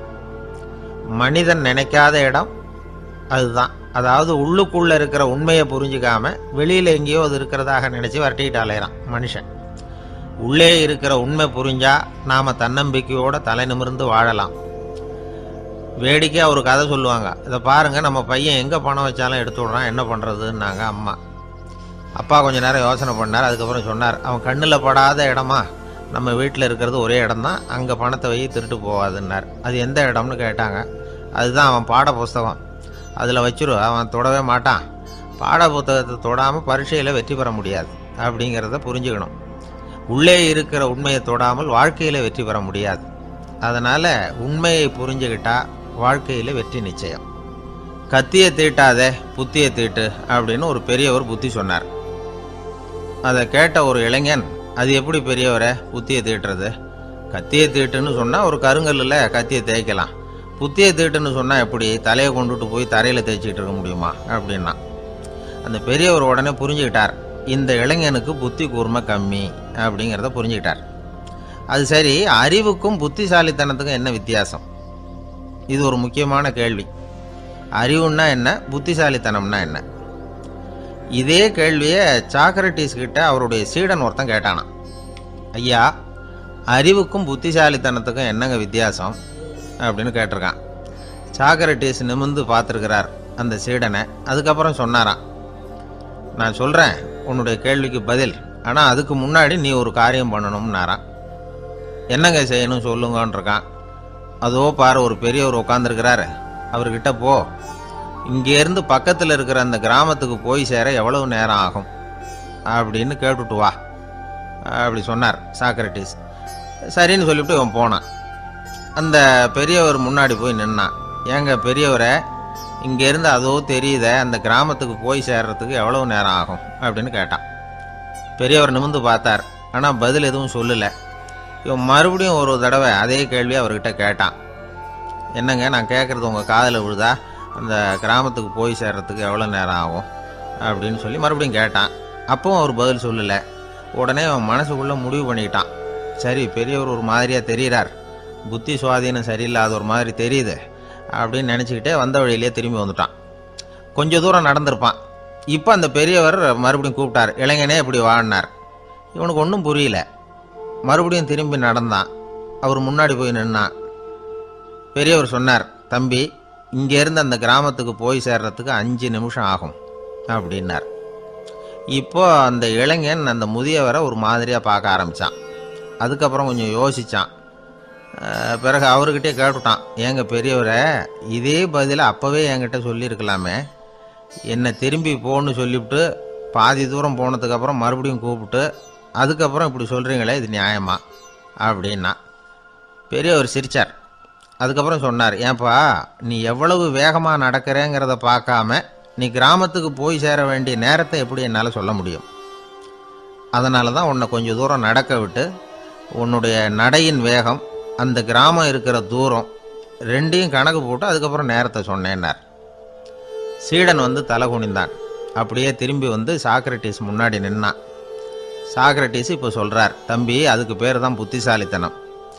இந்த அறிவு கூர்மை வந்து எல்லா இளைஞர்களுக்கும் வரணும் அப்படிங்கிறதுக்காகத்தான் கத்தியை தீட்டாதே புத்தியை தீட்டு அப்படின்னு பெரியவங்கள்லாம் சொல்லிகிட்டு இருக்கிறாங்க. புத்தியை தீட்டுறவங்கெல்லாம் வாழ்க்கையில் அறிவாளியாகிறாங்க, தீட்டாதவங்க கோமாளியாகிறாங்க. இதுதான் இன்றைக்கி நடக்கிறது. அதனால் அறிவு கூர்மைங்கிறது வேற. இந்த காலத்து ஆசாமி ஒருத்தர் இன்னொருத்தரை பார்த்து கேட்டார், ஏங்க, ஒரு விமானம் இங்கேருந்து புறப்பட்டு 2 மணி நேரத்தில் மதுரைக்கு போய் சேருது. நல்லா கவனிங்க, ஒரு விமானம் இங்கேருந்து புறப்பட்டு 2 மணி நேரத்தில் மதுரைக்கு போய் சேருது அப்படின்னா என்னோட வயசு என்னன்னு கேட்டார். இவர் கேட்குறதுல ஏதாவது அர்த்தம் இருக்கா? அதாவது இங்கேருந்து புறப்பட்டு 2 மணி நேரம் ஆகுது மதுரைக்கு போகிறதுக்கு, அப்படின்னா என் வயசு என்னன்னு கேட்குறாரே. இதை கேட்ட உடனே அவர் பதில் சொன்னார், அப்படின்னா உங்களோட வயசு 20 அப்படின்னார். எப்படிங்க அவ்வளவு கரெக்டாக சொன்னீங்க அப்படின்னு கேட்டார். வேற ஒன்றும் இல்லை, எங்கள் பக்கத்து வீட்டில் ஒரு முழு பைத்தியம் இருக்குது, அதோட வயசு 40, அப்படின்னா உன் வயசு 20 தான் இருக்கணும் அப்படின்னார். அரை பைத்தியம்னு முடிவு பண்ணிக்கிட்டார். அதனால் வாழ்க்கையில் அறிவு கூர்மைங்கிறது ரொம்ப அவசியம். அந்த புத்திசாலித்தனம் இருக்கிறவங்க வாழ்க்கையில் வெற்றி பெறுவது நிச்சயம். சாலை ஓரமாக அழுதுகிட்டு உட்காந்துருந்தான். பிச்சை எடுத்து சாப்பிட்ற ஒருத்தன் அந்த பக்கமாக வந்தான். இவனை பார்த்தான். ஏன் அழுதுகிட்டு உட்காந்துருக்கிற, என்னாச்சு உனக்கு அப்படின்னு கேட்டான். அதுக்கு இவன் சொன்னான், என்கிட்ட ஒன்றுமே இல்லை, நான் இந்த உலகத்தில் இருந்து என்ன பிரயோஜனம், அதனால தான் அழுதுகிட்டு இருக்கிறேன் அப்படின்னா. உன்கிட்ட மறைஞ்சிருக்கிற புதையல் என் கண்ணுக்கு நல்லா தெரியுது, அது உனக்கு புரியல, அதனால தான் அழுதுகிட்டு இருக்கிற அப்படின்னா. என்னது புதையல் இருக்குதா, உன் கண்ணுக்கு தெரியுதா அப்படின்னு கேட்டான். ஆமாம் எனக்கு தெரியுது, அந்த புதையலை நீ விற்கிறதுக்கு தயாராக இருக்கிறியா அப்படின்னு கேட்டான் இவன். இதை கேட்டதும் அந்த இளைஞனுக்கு ரொம்ப ஆச்சரியமாக போச்சு. என்னது இப்படி கேட்குறானே அப்படின்னு. என்கிட்ட ஒரு காசு கூட இல்லையே, அப்படி இருக்கிறப்போ புதையல் எங்கேருந்து வந்தது அப்படின்னா. இந்த நேரத்தில் அந்த பிச்சைக்காரன் சிரித்தான். இப்படி தான் இந்த உலகத்தில் எல்லாரும் சொல்லிகிட்டு இருக்கிறாங்க, என்கிட்ட ஒன்றுமே இல்லை ஒன்றுமே இல்லைன்னு சொல்லி. ஆனால் அவங்கக்கிட்ட தான் புதையல் இருக்குது, நீ வேணும்னா என் கூட வா, நம்ம நாட்டு அரசர்கிட்ட போவோம், உங்ககிட்ட இருக்கிற புதையலை அவர் நல்ல விலைக்கு எடுத்துக்குவார் அப்படின்னா. அது எப்படி உனக்கு தெரியும்னா, இதுக்கு முன்னாடியும் இது மாதிரி பல பேரை நான் ராஜா கிட்ட அழைச்சிட்டு போயிருக்கிறேன், அதனால தான் உன்னை பார்த்தேன், உன்னையும் கூப்பிடுறேன், நீ சரின்னு சொன்னால் உன்னை அழைச்சிட்டு போகிறேன், உங்ககிட்ட இருக்கிற புதையலை அவர் நல்ல விலை கொடுத்து எடுத்துக்குவார் அப்படின்னு சொன்னான். இவன் இப்படி சொல்கிறதும் அந்த இளைஞனுக்கு ஒன்றுமே புரியல. இது என்னது இந்த ஆள் இப்படி சொல்லிகிட்டு இருக்கிறான், நம்மக்கிட்ட என்ன இருக்குது, அதுவும் இல்லாமல் இவனே பிச்சை எடுத்து சாப்பிட்டுக்கிட்டு இருக்கிறான், இவன் போய் நம்மளை ராஜா கிட்ட அழைச்சிட்டு போகிறதா போகிறேங்கிறானே என்ன அப்படின்னு சொல்லி அவன் யோசனை பண்ணான். என்ன யோசிக்கிற, உனக்கு பணம் வேணும்னா என்னோட வா அப்படின்னா. இளைஞன் ஒரு முடிவுக்கு வந்தான். சரி, இங்கேயே உட்காந்துக்கிட்டு இருக்கிறத விட அங்கேயாவது போய் பார்ப்போமே, இங்கே அழுதுட்டு உட்காந்துருக்கிறதுல என்ன பிரயோஜனம், ஏதோ கூப்பிட்றான் போய் பார்த்துட்டு வருவோமே அப்படின்னு சொல்லி அவன் கூட புறப்பட்டான். பிச்சைக்காரன் முன்னாடி போயிட்டே இருக்கிறான், இந்த இளைஞன் பின்னாடி நடந்து போயிட்டுருக்கான். 2 பேரும் அரண்மனையை நோக்கி போகிறாங்க. பாதி வழி போயிருப்பாங்க. வழியில் அந்த பிச்சைக்காரன் சொன்னான், இதை பாரு, முன்னாடியே சில விஷயங்களை நாம் பேசிக்க வேண்டியிருக்கு, சரியாக தெளிவாக முடிவு எடுத்துக்கிட்டு அதுக்கப்புறம் ராஜா கிட்ட போகணும். ஏன்னா அங்கே போய் அது முடியாது இது முடியாதுன்னு நாம் நமக்குள்ளே சண்டை போட்டுக்கிட்டு இருக்க முடியாது. ராஜாவுக்கு விலையை பற்றி கவலையே இல்லை, எவ்வளவு சொன்னாலும் நமக்கு பணம் கிடைச்சிரும். ஆனால் அதுக்கப்புறம் நான் இதை விற்கிறதுக்கு தயாராக இல்லைன்னு சொல்லிடக்கூடாது. அதனால் புதையலை விற்கிறதா இல்லையாங்கிறத இங்கேயே தெளிவாக முடிவு செஞ்சுக்கணும், இல்லைன்னா ராஜா கிட்ட போய் அங்கே போய் குழப்பிக்கிட்டு இருக்க முடியாது அப்படின்னு சொன்னான். இளைஞனுக்கு ஒன்றுமே புரியல. என்ன சொல்கிற நீ, என்கிட்டயா புதையலா, எங்கே இருக்குது அப்படின்னு சொல்லி குழம்பி போனான். இப்போ அந்த பிச்சைக்காரன் சொன்னான், இதை பாரு, இப்போ உதாரணத்துக்கு உன்னுடைய கண்களை எடுத்துக்கோ, அதுக்கு நீ என்ன விலை கேட்டுற போகிற, நான் அதுக்கு ராஜா கிட்ட இருந்து ஒரு 50,000 ரூபா வாங்கி தர முடியும். உன்னுடைய இருதயத்தை கொடுக்குறியா, 20 லட்சம் ரூபா வாங்கி தரேன். மூளையை கொடுக்குறியா, 30 லட்சம் வாங்கி தரேன். என்ன சொல்கிற அப்படின்னு சொல்லி இந்த பிச்சைக்காரன் பேசிக்கிட்டே போகிறான். இளைஞனுக்கு கோபம் வந்துட்டுது. என்ன உளர்ற, உனக்கு என்ன பைத்தியமா, கண்ணையும் மூளையையும் இருதயத்தையுமா விற்பாங்க, என்ன விலை கொடுத்தாலும் அதையெல்லாம் நான் விற்கிறதுக்கு தயாராக இல்லை, நான் விற்க மாட்டேன், அதை கொடுத்துட்டு நான் என்ன பண்ணுறது, இப்படி நான் மட்டும் இல்லை யாருமே இதை விற்கிறதுக்கு தயாராக இருக்க மாட்டாங்க அப்படின்னு சொன்னான் அந்த இளைஞன். இவன் இப்படி சொன்னதும் அந்த பிச்சைக்காரன் வாய் விட்டு சிரிக்க ஆரம்பிச்சுட்டான். இப்போ பைத்தியமானது நானா நீயா, லட்சக்கணக்கான கோடிக்கணக்கான ரூபாய் பொறுமானம் உள்ள பொருள்களை உங்ககிட்டயே வச்சுக்கிட்டு விற்க முடியாதுன்னு சொல்கிற நீ தான் ஏழை. என்கிட்ட ஒன்றுமே இல்லைன்னு மரத்தடியில் உட்காந்து அழுதுகிட்டு இருக்கிறியே அப்படின்னு சொன்னான். இன்றைக்கி பார்த்தீங்கன்னா பல பேர் தன்கிட்ட புதைஞ்சிருக்கிற ஆற்றலை புரிஞ்சிக்க முடியாமல் அவதிப்பட்டுக்கிட்டு இருக்கிறாங்க. நம்மக்கிட்ட என்ன இருக்குங்கிறது அவங்களுக்கு தெரியறதில்ல. அதனால தான் என்கிட்ட ஒன்றுமே இல்லைன்னு சொல்லி அழுதுகிட்டு இருக்கிறாங்க. இதை விளங்க வைக்கிறதுக்கு பெரியவங்க சொல்கிற கதை இது.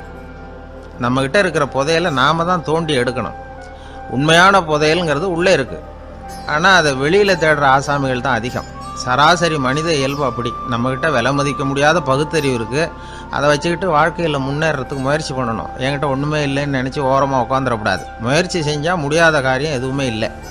ஒரு ரயில்வே ஸ்டேஷன் பக்கம் வெளியில் ஒரு டாக்ஸி நின்றுட்டு இருந்தது. அந்த பக்கமாக வந்த ஒருத்தர் டாக்ஸி டிரைவரை பார்த்து சொன்னார், ஐயா உங்கள் வண்டியில் பின் சீட்டில் ஒரு மணி பர்ஸு கிடக்கு, யாரோ மறந்து விட்டுட்டு போயிருக்கிறாங்க அப்படின்னாரு. இல்லை அது காலி பர்ஸு தான், நான் தான் அதை அங்கே போட்டு வச்சுருக்கிறேன்னார் டிரைவர்.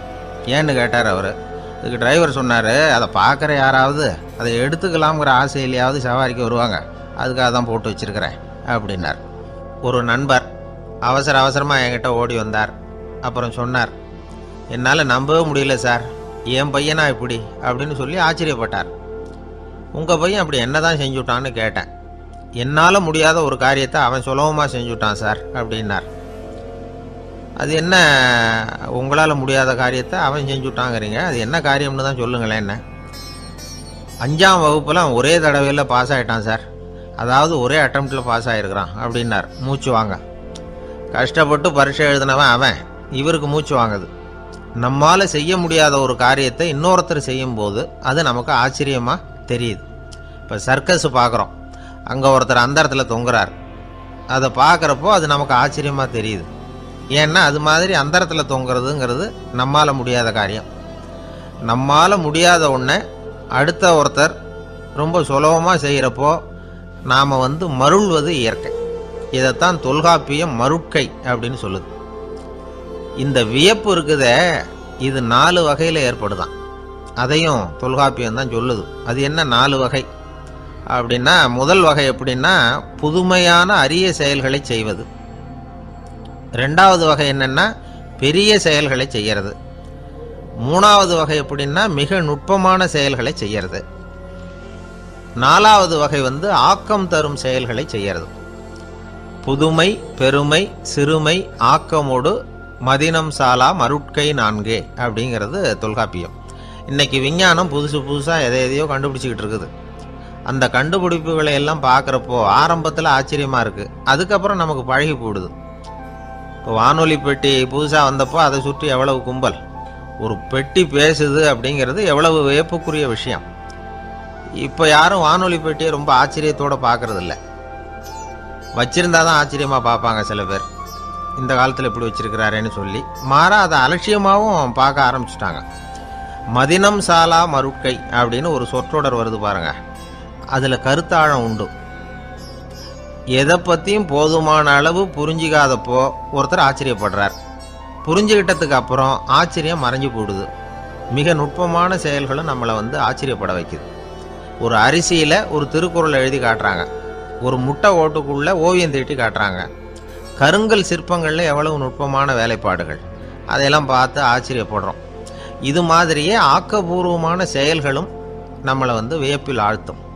குப்பை கூலங்களை கூட வாழ்க்கைக்கு பயன்படுகிற பொருளாக மாற்றுகிறவர்கள் இருக்கிறாங்க. அவங்களுடைய செயல் நமக்கு ஆச்சரியத்தை தருது.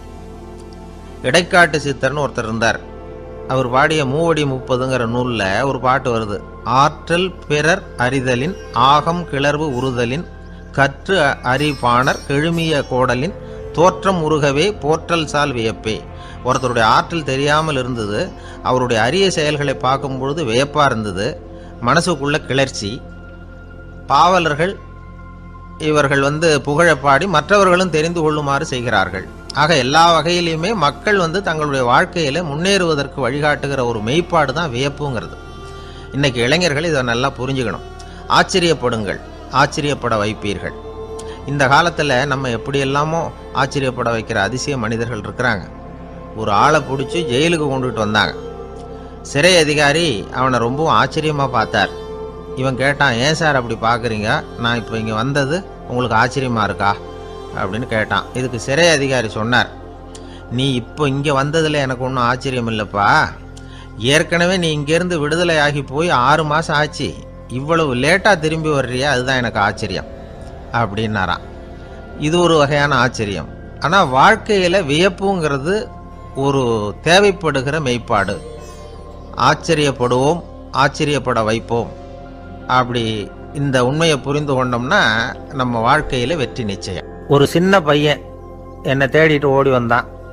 ஒரு கதை சொல்லுங்கன்னா, சொந்தமாக எதுவும் தெரியாதே என்ன, உங்களுக்கு சொந்தமாக எதுவும் தெரியாதுன்னு எனக்கும் தெரியும் அப்படின்னா. இந்த பையன் அடிக்கடி என்கிட்ட வந்து கதை கேட்குறவன், அதனால் என்னோட ரகசியம்லாம் அவனுக்கு அத்துப்படி. அதனால தான் அவ்வளவு தெளிவாக அடித்து விட்றான். சரி, இப்போ என்ன செய்யலாம்னு, பழைய கதை ஏதாவது ஒன்று சொல்லுங்களேன்னா. உனக்கு கிருஷ்ணதேவராயரை தெரியுமான்னு. அவர்கிட்ட நேரில் பழக்கம் இல்லை, ஆனால் அவரை பற்றி புஸ்தகத்தில் படிச்சிருக்கேன்னா. சரி, இவங்கிட்ட மேற்கொண்டு பேச்சு கொடுத்தா நம்மளை ஒரு மாதிரி ஆக்கி விடுவான் அப்படிங்கிறத யூகம் பண்ணிக்கிட்டு அவனை உட்கார வச்சு கடைசி வரைக்கும் குறுக்க பேசக்கூடாது அப்படின்னு ஒரு கண்டிஷனையும் போட்டுட்டு அந்த கதையை சொன்னேன். ஒரு சமயம் கிருஷ்ணதேவராயர் சமஸ்தானத்துக்கு ஒரு பெரிய வித்வான் வந்து சேர்ந்தாராம். என்னோட போட்டி போடுறதுக்கு இந்த ஊரில் யாராவது இருக்கீங்களா அப்படின்னு சவால் விட்டாராம். அந்த ஊரில் இருந்த பெரிய பெரிய வித்வான்லாம் இது ஏதுனா வம்பா போச்சுன்னு நினைக்க ஆரம்பிச்சிட்டாங்க. யாரும் அந்த ஆளோட போட்டி போடுறதுக்கு தயாராக இல்லை. எல்லாரும் நடுங்கிக்கிட்டு இருக்கிறாங்க. அந்த நேரத்தில் ஒருத்தன் மட்டும் தைரியமாக முன்னுக்கு வந்தான். அது யாருன்னா தெனாலிராமன். அந்த சமஸ்தானத்தில் விகட கவி அவன். என்ன அனுப்புங்க போட்டிக்கு, நான் ஜெயிச்சு காட்டுறேன்னா. உனக்கு அவ்வளவு தைரியம் இருக்குதா அப்படின்னு கேட்டாங்க. தைரியம் மட்டும்தான் என்கிட்ட இருக்குது, ஆனால் தைரியம் இருந்தால் அதிர்ஷ்டம் தேடிட்டு வருங்கிறது எனக்கு தெரியும் அப்படின்னா. அடுத்த நாள் போட்டி ஆரம்பமாச்சு. அந்த பெரிய வித்வான் வந்து நின்னார். தெனாலிராமன் எதிரில் வந்து நின்னான். அந்த வித்வான் ஒரு விரலை காட்டினார். தெனாலிராமன் பதிலுக்கு 2 விரலை காட்டினான். வித்வான் 3 விரலை காட்டினார். இவன் உடனே 4 விரலை காட்டினான். உடனே 5 விரலை காட்டினார் அவர். தெனாலிராமன் உடனே தன்னுடைய கை முஷ்டியை காட்டினான், கையை மூடி காட்டினான். அவ்வளோதான். அந்த பெரிய வித்வான் கிருஷ்ணதேவராயர் காலில் விழுந்தார். நான் தோத்துட்டேன், என் தோல்வியை ஒத்துக்கிறேன் அப்படின்னு சொல்லிவிட்டார். கிருஷ்ணதேவராயர் அவரை தனியாக அழைச்சிட்டு போய் என்ன நடந்ததுன்னு விசாரித்தார். அந்த வித்வான் விளக்கம் கொடுத்தார். ஆண்டவன் ஒருவன் தான் உண்டுங்கிறத விளக்கிறதுக்காக நான் ஒரு விரலை காட்டினேன். அப்படி இல்லை, சக்தியை சேர்த்தா சக்தி சிவன் 2 பேர் உண்டுன்னு உங்கள் வித்வான் 2 விரலை காட்டினார். மூர்த்திகள் 3 பேருங்கிறதுக்காக நான் 3 விரலை காட்டினேன். வேதங்கள் 4ன்னு சொல்லி ஒரு 4 விரலை காட்டினார். பஞ்சபூதங்கள் 5ன்னு நான் 5 விரலை காட்டினேன். அதையெல்லாம் அடக்கி ஆளணும்னு சொல்லி அவர் கையை மூடி உறுதியாக காட்டினார். அடடா, உங்கள் வித்வானுக்கு எப்பேற்பட்ட அறிவு, அவர் தான் ஜெயிச்சார், நான் தோத்துட்டேன் அப்படின்னார் அவர். அப்படி சொல்லிவிட்டு அவர் போயிட்டார். அதுக்கப்புறம் தெனாலிராமனை கூப்பிட்டு என்னப்பா நடந்தது அப்படின்னு கேட்டாராம். அதுக்கு தெனாலிராமன் விளக்கம் கொடுத்துருக்குறான். அவன் முதல்ல என்னை கொன்னுடுவேன்னு அந்த வித்வான் ஒரு விரலை காட்டினான். உடனே ஒரு 2 கண்ணையும் தோண்டி போடுவேங்கிறதுக்காக நான் 2 விரலை காட்டினேன். உனக்கு நாமம் போட்டுருவேன்னு சொல்லி 3 விரலை காட்டினான். அதை அழிச்சிருவேன்னு 4 விரலை காட்டினேன். உன்னை அரைஞ்சிருவேன்னு அவன் 5 விரலை காட்டினான். நான் உங்களை குத்தி போடுவேன்னு சொல்லி கையை மூடி காட்டினேன் அப்படின்னா. இப்போ பாருங்க, ஜெயிச்சது யார்? தைரியம் மட்டும் இருந்துட்டா அதிர்ஷ்டம் தானாக தேடி வருங்கிறது எவ்வளவு உண்மையாக போச்சு. அதனால் நாம் எப்பவும் தைரியமாக இருக்கணும்னு சொல்லிவிட்டு என் எதிரில் கதை கேட்டுட்டு உட்காந்துருந்த சின்ன பையனை பார்த்தேன். அவன் என்னை நிமிர்ந்து பார்த்தான். அவன் தன்னோட கை கால் 2ஐயும் ஒரு மாதிரியாக என் முன்னால் தூக்கி 20 விரலை காட்டினான். எனக்கு ஒன்றும் புரியல. இதுக்கு என்னப்பா அர்த்தம்னு கேட்டேன். இதே கதையை இதுக்கு முன்னாடி என்கிட்ட 20 தடவை நீங்கள் சொல்லியிருக்கீங்கன்னு அர்த்தம் அப்படின்னா. 2 பேர் சுவாரஸ்யமாக பேசிகிட்டு இருக்கிறப்போ குறுக்க புகுந்து தொந்தரவு பண்ணுறதுக்குன்னே சில பேர் இருப்பாங்க. அது ரொம்ப இடைஞ்சலாக இருக்கும். இதே மாதிரி மின்காந்தம் கூட குறுக்க புகுந்து தொந்தரவு பண்ணும். கடைசியில் அது ஒரு பெரிய இடைஞ்சலில் கொண்டாந்து விட்டுரும். சில வீடுகளில் கேபிள் கனெக்ஷன் இல்லாமல் சில தனியார் டிவி காட்சிகள் தெரியும். அதுக்கு என்ன காரணம்னா இந்த மின்காந்த குறுக்கீடு தான் காரணம். இதைத்தான் சுருக்கமாக EMI அப்படின்னு சொல்கிறாங்க. அதாவது எலக்ட்ரோ மேக்னெட்டிக் இன்டர்ஃபியரன்ஸ். இது ஏற்படக்கூடிய இடங்கள் எது எதுன்னு எடுத்துக்கிட்டால் அது ஒரு பெரிய பட்டியலாகவே போயிடும். இந்த EMI தொந்தரவு வந்து கேபிள் டிவியில் மட்டும்தான் இல்லை, ராக்கெட் ஏவுதளத்தில் உள்ள ரேடார்கள், அங்கே உள்ள சில சக்தி வாய்ந்த தொலைத்தொடர்பு சாதனங்கள், விமான தளங்களில் உள்ள ரேடார்கள், கப்பல் தளங்களில் பொருத்தப்பட்டிருக்கக்கூடிய சக்தி வாய்ந்த ஆண்டனாக்கள், இப்படி நிறைய சொல்லலாம். காவல் நிலையங்களில் பயன்படுத்தப்படுகிற வயர்லெஸ் தொடர்பு சாதனங்கள் கூட ஓரளவுக்கு இந்த மின்காந்த அலைகளை வெளியிடும். நம்ம வீட்டில் உட்காந்துக்கிட்டு ரேடியோ கேட்டுக்கிட்டு இருப்போம் அல்லது டிவி பார்த்துக்கிட்டு இருப்போம். அந்த சமயத்தில் பக்கத்து தெருவில் ஒரு மோட்டார் சைக்கிள் அல்லது காரு, குறிப்பாக பெட்ரோல் இன்ஜின், அது போகிறப்போ அதில் உள்ள மின்கலத்தில் அதாவது மேக்னெட்டோ பேட்டரியிலிருந்து வெளிப்படுகிற மின்காந்த அலை இங்கே டிவியிலையும் ரேடியோவிலையும் கரகரப்பை உண்டு பண்ணும். சரி, இது பெருசாக என்ன இடைஞ்சலை உண்டு பண்ணிட போகுது அப்படின்னு நாம் அலட்சியமாக நினைக்கலாம். வயசானவங்களுக்கு மறதி நோயின்னு ஒன்று வரும்ல, அல்ஷமீர், அதாவது மூளையில் உள்ள செல்கள் செயலிழந்து போயிடுறது. அது செய்ய வேண்டிய வேலையை மறந்துடும். மனைவியே எதிரில் நின்னா கூட உன்னை எங்கேயோ பார்த்தது மாதிரி தெரியுதே அப்படின்னு சொல்லிட்டு இருப்பாங்க. அப்படி ஒரு மறதி. இந்த விசித்திரமான நோய்க்கு இதுவரைக்கும் மருந்தே இல்லைன்னு வேற சொல்கிறாங்க. இந்த மைக்ரோ ஓவன் அப்படின்னு சொல்லக்கூடிய சமையல் அடுப்புகள் கூட மின்காந்த அலைகளை வெளியிடுது. சமயத்தில் சில தொழிற்சாலைகளில் கூட பெரிய விபத்துக்களை இந்த இஎம்ஐ உண்டு பண்ணிவிடும். இதை பற்றி தீவிரமாக சிந்திக்க ஆரம்பித்ததே ஒரு விபத்துக்கு பிறகு தான். அமெரிக்காவுக்கும் வியட்நாமுக்கும் இடையில் போர் நடந்தது. அந்த சமயம் அமெரிக்காவுக்கு சொந்தமான விமானம் தாங்கி கப்பல் ஒன்று வியட்நாமை தாக்கிறதுக்கு தயாராக ஏவுகணைகளோட கடலில் நிறுத்தி வைக்கப்பட்டிருந்தது. தற்செயலாக அந்த பகுதியில் கப்பல் தொலைத்தொடர்பு பகுதிக்கு அருகில் ஊடுருவிய இந்த சக்தி வாய்ந்த ரேடியோ அலைகள் ஏவுகணையில் இருந்த மின்னணு சர்க்கியூட்டை பூர்த்தி செஞ்சு வச்சுட்டுது. அவ்வளவுதான், ஏவுகணை அங்கேயே வெடித்து சிதறி போச்சு. 130 பேர் அந்த இடத்துலையே உடல் கருகி செத்து போட்டாங்க. ஏகப்பட்ட பொருள்கள் நாசம். இந்த விபத்துக்கான காரணம் என்னங்கிறத உடனடியாக யாராலையும் கண்டுபிடிக்க முடியல. ரொம்பவும் கடுமையாக முயற்சி பண்ணி கடைசியாக கண்டுபிடிச்சாங்க, இது இந்த இஎம்ஐ வேலை தான் அப்படின்னு. மின்னணு தொலைபேசிகள் இருக்கு, இதில் பேசும்பொழுது நம்ம காதை அதாவது செவியை ஊடுருவக்கூடிய மின்காந்த அலையானது மூளைக்கு போய் அங்கே மூளை கட்டிகளை உருவாக்க ஊக்கம் கொடுக்குது அப்படின்னு வேற கண்டுபிடிச்சிருக்கிறாங்க. இந்த இஎம்ஐ ரொம்ப குறைஞ்ச மின்காந்த அழுத்தத்தில் நமக்கு எந்த பாதிப்பையும் ஏற்படுத்துறதில்லை. மின்காந்த அலைகள் அழுத்தத்தோடு இருக்கிற இடங்களில் ரொம்ப நேரம் இருந்தோம்னா நம்ம உடம்பின் வெப்பநிலை 2 டிகிரி செல்சியஸ் வரைக்கும் அதிகரிக்குதாம். அதனால் வெப்பநிலையை சீராக்கிறதுக்கு இதய துடிப்பும் அதிகரிக்குது. இப்படிலாம் கண்டுபிடிச்சிருக்கிறாங்க. இப்போல்லாம் இந்த மின்காந்த குறுக்கீடுகளை தடுக்கிறது எப்படி அப்படின்னு விஞ்ஞானிகள் யோசனை செய்ய ஆரம்பிச்சிருக்கிறாங்க. இந்த விஷயத்தில் அலட்சியமாக இருந்தோம்னா எதிர்காலத்தில் நிறைய பேருக்கு இந்த ஞாபக மறதி நோய் வந்துடும். அப்புறம் அது ரொம்ப கஷ்டமாக போயிடும். ஒரு குடும்ப தலைவர் தன் மனைவியை பார்த்து, யார் நீ, உன்னை எங்கேயோ பார்த்தது மாதிரி இருக்குதே அப்படின்னு சொல்லிகிட்டு இருந்தார். உடனடியாக அவரை போய் பார்த்தேன். வாங்க டாக்டர்கிட்ட போகலாம் அப்படின்னு. அவர் என்னை தனியாக அழைச்சிட்டு போய் காதோட காதாக மெதுவாக சொல்கிறார், இதை பார்ப்பா, என் கையில் பணம் இல்லாத போகலாம் அப்படி மறதி நோய் வந்துட்டது மாதிரி நடிச்சுக்கிட்டு இருப்பேன், அவ்வளவுதான், அதை நீ கண்டுக்காத அப்படின்னார். ஒருத்தர் வேகமாக நடந்து போகிறார். கடத்தெருவில் ஒரு ஸ்வீட்டு கடையை பார்க்குறார். உடனே சடன் பிரேக் போட்டது மாதிரி நிற்கிறார். ஒரு ஸ்வீட் வாங்கி சாப்பிட்லாமேன்னு மனசு சொல்லுது. டாக்டர் வேணாம்னு சொல்லியிருக்கிறார், உடம்புக்கு ஒத்துக்காது, அதனால் அது வேணாம்னு சொல்லுது அறிவு. இவர் மனசு சொல்கிறத கேட்கல, அறிவு சொல்கிறபடி கேட்குறார். அதனால் மறுபடியும் வேகமாக அங்கேருந்து நடந்து போயிடுறார். அவர் நல்ல மனுஷன். மனுஷனுக்கு அறிவும் இருக்குது, உணர்ச்சியும் இருக்குது. எதுக்கு எடுத்தாலும் உணர்ச்சி வசப்பட்டுக்கிட்டு இருக்கக்கூடாது, அறிவு வசத்தில் நாம் இருக்கணும். அப்போ தான் நாம் நல்லபடியாக வாழ முடியும். இல்லைன்னா அவஸ்தை தான். மகாபாரதத்தில் சந்தனுன்னு சொல்லி ஒரு அரசன் வர்றான். அவன் ஒரு சமயம் அறிவு வசப்படாமல் உணர்ச்சி வசப்படுறான். அதாவது ஒரு நாள் கங்கை கரையில் ஒரு அழகான பொண்ணை பார்க்குறான். இவனுடைய மனசு அவகிட்ட போயிடுது. அவளை கல்யாணம் பண்ணிக்கிறதுக்கு ஆசைப்படுறான். அந்த பொண்ணு சரின்னு சம்மதிக்கிறா. ஆனால் ஒரு நிபந்தனை போடுறா. அந்த நிபந்தனைக்கு சம்மதம்னு சொன்னாதான் உன்னை கல்யாணம் பண்ணிக்குவேன்னு சொல்கிறா. சரி, அவள் போட்ட நிபந்தனை என்ன தெரியுமா? இது மாதிரி, நான் உங்கள் மனசு புண்படுற மாதிரி எந்த காரியம் பண்ணாலும் நீங்கள் என்னை ஏன்னு கேட்கக்கூடாது, நான் செய்கிற காரியத்தை தடுக்கவும் கூடாது. அப்படி நீங்கள் செஞ்சால் அடுத்த கணமே நான் உங்களை பிரிஞ்சு போயிடுவேன். இதுதான் அந்த பொண்ணு போட்ட நிபந்தனை. சந்தன அரசன் இந்த நிபந்தனையை ஒத்துக்கலாமா? இதை அறிவுபூர்வமாக யோசிச்சிருந்தா இதுக்கு கட்டுப்பட்டுருக்க மாட்டான். இந்த நிபந்தனைக்கு நான் சம்மதிக்க மாட்டேன்னு தான் சொல்லியிருக்கணும். ஆனால் அவன் அந்த நேரத்தில் உணர்ச்சி வசத்தில் இருந்தான். அதனால் நீ என்ன சொன்னாலும் சரின்னு ஒத்துக்கிட்டான். அவ்வளோ கல்யாணம் பண்ணிக்கிட்டான். இதனால என்னாச்சு? 7 பச்சை இளம் குழந்தைகளை பிறந்த உடனே அவ கங்கையில் தூக்கி எறிஞ்சி கொல்லக்கூடிய கோர காட்சியை இவன் ஒன்று பின்னாடி ஒன்றா பார்க்க வேண்டியதாக போச்சு. கடைசியில் 8வது குழந்தை பிறந்ததுன்னு தான் அவனுடைய அறிவு மேலோங்குது. அந்த கொடிய செயலை தடுத்து நிறுத்துறான். அந்த 8வது குழந்தை தான் பின்னாடி பீஷ்மர் ஆகிறார்.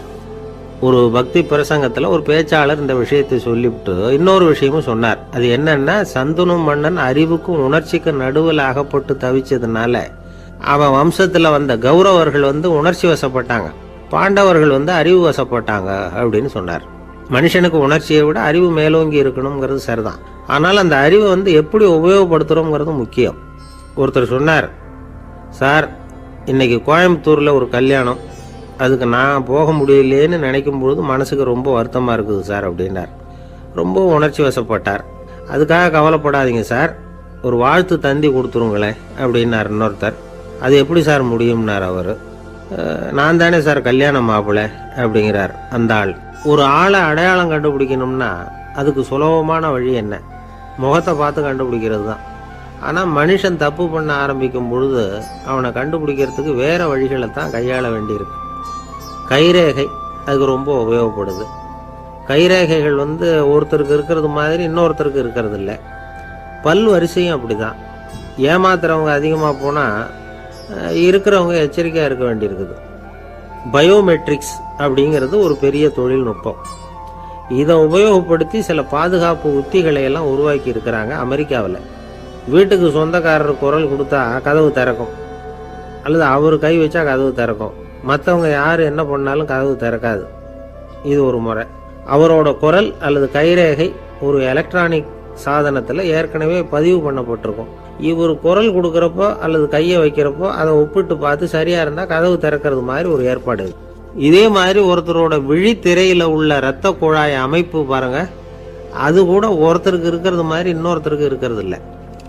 அதனால அதை வச்சு அடையாளம் கண்டுபிடிக்கக்கூடிய சாதனங்களும் இப்போ பழக்கத்துக்கு வந்தாச்சு.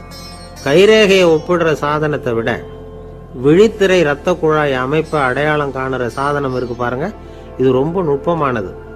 இது நம்ப தகுந்தது. ஒரு ஆளை அடையாளம் கண்டுபிடிக்கிறதுக்கு இது எடுத்துக்கிற நேரம் ஒரு வினாடி தான். ஒரு கருவி இருக்கும், அதில் உள்ள ஒரு சிறு துளையில் கண்ணை வச்சு பார்க்கணும். உடனே இந்த சாதனம் குறைந்த சக்தி உள்ள இந்த அகசிவப்பு ஒளியை பாய்ச்சி அவரது விழித்திரையின் இரத்த குழாயை ஆராய்ச்சி பண்ணி ஏற்கனவே அதோட நினைவு பெட்டகத்தில் பதிவு பண்ணி வச்சிருக்கிறோமே அந்த அமைப்புகளோட இதை ஒப்பிட்டு பார்த்து சரியான ஆள் தானா இல்லையா அப்படின்னு அடையாளம் காட்டிக்கிறோம்.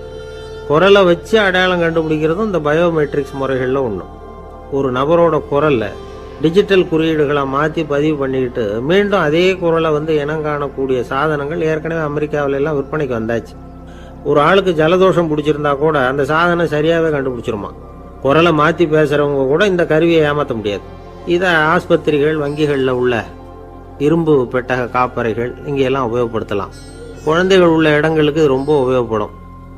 கதவு பூட்டிக்கிட்டுதுன்னு வச்சுக்கோங்க, கதவை திறக்கிறதுக்கு சாவி உபயோகப்படுத்த தெரியாத குழந்தைகள் குரல் எழுப்பிய கதவை திறந்துட முடியும். எதிர்காலத்தில் இந்த பயோமெட்ரிக்ஸ் முறை இன்னும் பல ஆச்சரியங்களை ஏற்படுத்தும் அப்படின்னு எதிர்பார்க்குறாங்க. ஸ்டியரிங்கை தொட்டதுமே காரு ஸ்டார்ட் ஆகிடும், சாவி வேண்டியதில்லை. காரு சொந்தக்காரரை தொட்டால் தான் ஸ்டார்ட் ஆகும், வேற யாராவது தொட்டால் ஸ்டார்ட் ஆகாது. ஒரு மனுஷனோட நடை, அவர் டைப்ரைட்டரை தொடுகிற விதம், இதையெல்லாம் வச்சு கூட ஆளை அடையாளம் காணக்கூடிய தொழில்நுட்பம் வரலாம். என்னதான் தொழில்நுட்பம் வளரட்டும், குடும்பத்துக்குள்ளே நடக்கிற திருட்டுகளை கண்டுபிடிக்கிறது ரொம்ப கஷ்டம். ஒரு வீட்டில் பெட்டியில் இருந்த பணம் காணாமல் போச்சு. வீட்டுக்காரரோ அல்லது பையனோ தான் எடுத்துருக்கணும். பெட்டியை திறந்து பார்த்தா அந்த வீட்டுக்காரம்மா, இதிலிருந்து பணத்தை எடுத்தது நிச்சயமாக என் வீட்டுக்காரர் தான் அப்படின்னு சொல்ல முடியல அவங்களால. யோசிச்சாங்க. என்னம்மா இப்படி யோசிக்கிறீங்களேன்னு கேட்டிருக்காங்க. நிச்சயமாக இந்த பணத்தை எடுத்தது என் வீட்டுக்காரர் இல்லை அப்படின்னு உறுதியாக சொல்லிவிட்டாங்க அந்த அம்மா. இது கேட்டவங்களுக்கு ரொம்ப ஆச்சரியமாக இருந்தது. அந்த வீட்டுக்காரருக்கு இது ரொம்ப பெருமையாக இருந்தது. அது எப்படி அவ்வளவு கரெக்டாக சொல்கிறீங்க அப்படின்னு கேட்டிருக்கிறாங்க. அப்போ அந்த அம்மா சொல்லிச்சான், பெட்டியில் இன்னும் கொஞ்சம் பணம் மிச்சம் இருக்குது, இவர் எடுத்திருந்தாருன்னா அப்படி மிச்சம் வச்சிருக்க மாட்டார், அதனால தான் அப்படி சொன்னேன் அப்படின்னாங்களாம். ஆந்திர நாட்டில் ஒரு அரசர் இருந்தார். அந்த அரசர்கிட்ட ஒரு அமைச்சர் இருந்தார். அந்த அமைச்சர் பேர் ராயண பாஸ்கர். அவர் ஒரு பெரிய அறிவாளி. அது மட்டும் இல்லை, மிகச்சிறந்த கொடையாளி. யார் எது கேட்டாலும் இல்லைன்னு சொல்ல மாட்டாராம். அதன் காரணமாகவே அவர்கிட்ட இருந்த செல்வம் நாளுக்கு நாள் குறைஞ்சிக்கிட்டே வந்துட்டு தான். கடைசியில் குடும்பத்துக்குன்னு எதுவும் வைக்காமலே அவர் போய் சேர்ந்துட்டார். மகனும் இறந்துட்டார். அந்த குடும்பத்தில் மிஞ்சி இருந்தது அவருடைய மருமகள், ஒரு பேரன், அவ்வளவுதான். இருந்த ஒரே சொத்து பழுதடைஞ்ச ஒரு வீடு. அந்த அம்மா மற்ற வீடுகளில் வேலை செஞ்சு தன்னுடைய பிள்ளைய படிக்க வச்சுக்கிட்டு வராங்க. அந்த புள்ள ஒரு பெரிய வள்ளலுடைய பேரன்கிறது அந்த பள்ளி வாத்தியார்களுக்கும் தெரியும். அதனால் அவங்களும் இவங்கிட்ட கொஞ்சம் அன்பாகவும் அக்கறையாகவும் பழகி பாடம் சொல்லி கொடுத்துக்கிட்டு இருக்கிறாங்க. ஒரு நாள் ஒரு புகழ்பெற்ற கவிஞர் ஒருத்தர் அந்த பள்ளிக்கூடத்துக்கு வந்திருக்கிறார். ஆசிரியர்கள்கிட்ட பேசிக்கிட்டு இருந்தப்போ ஒரு செய்தியை சொன்னாராம். ராயண பாஸ்கருங்கிற வள்ளல் எனக்கு நிறைய உதவிகள் செஞ்சிருக்கார், என்னை பாராட்டி பரிசுகள்லாம் கொடுத்துருக்கிறார்.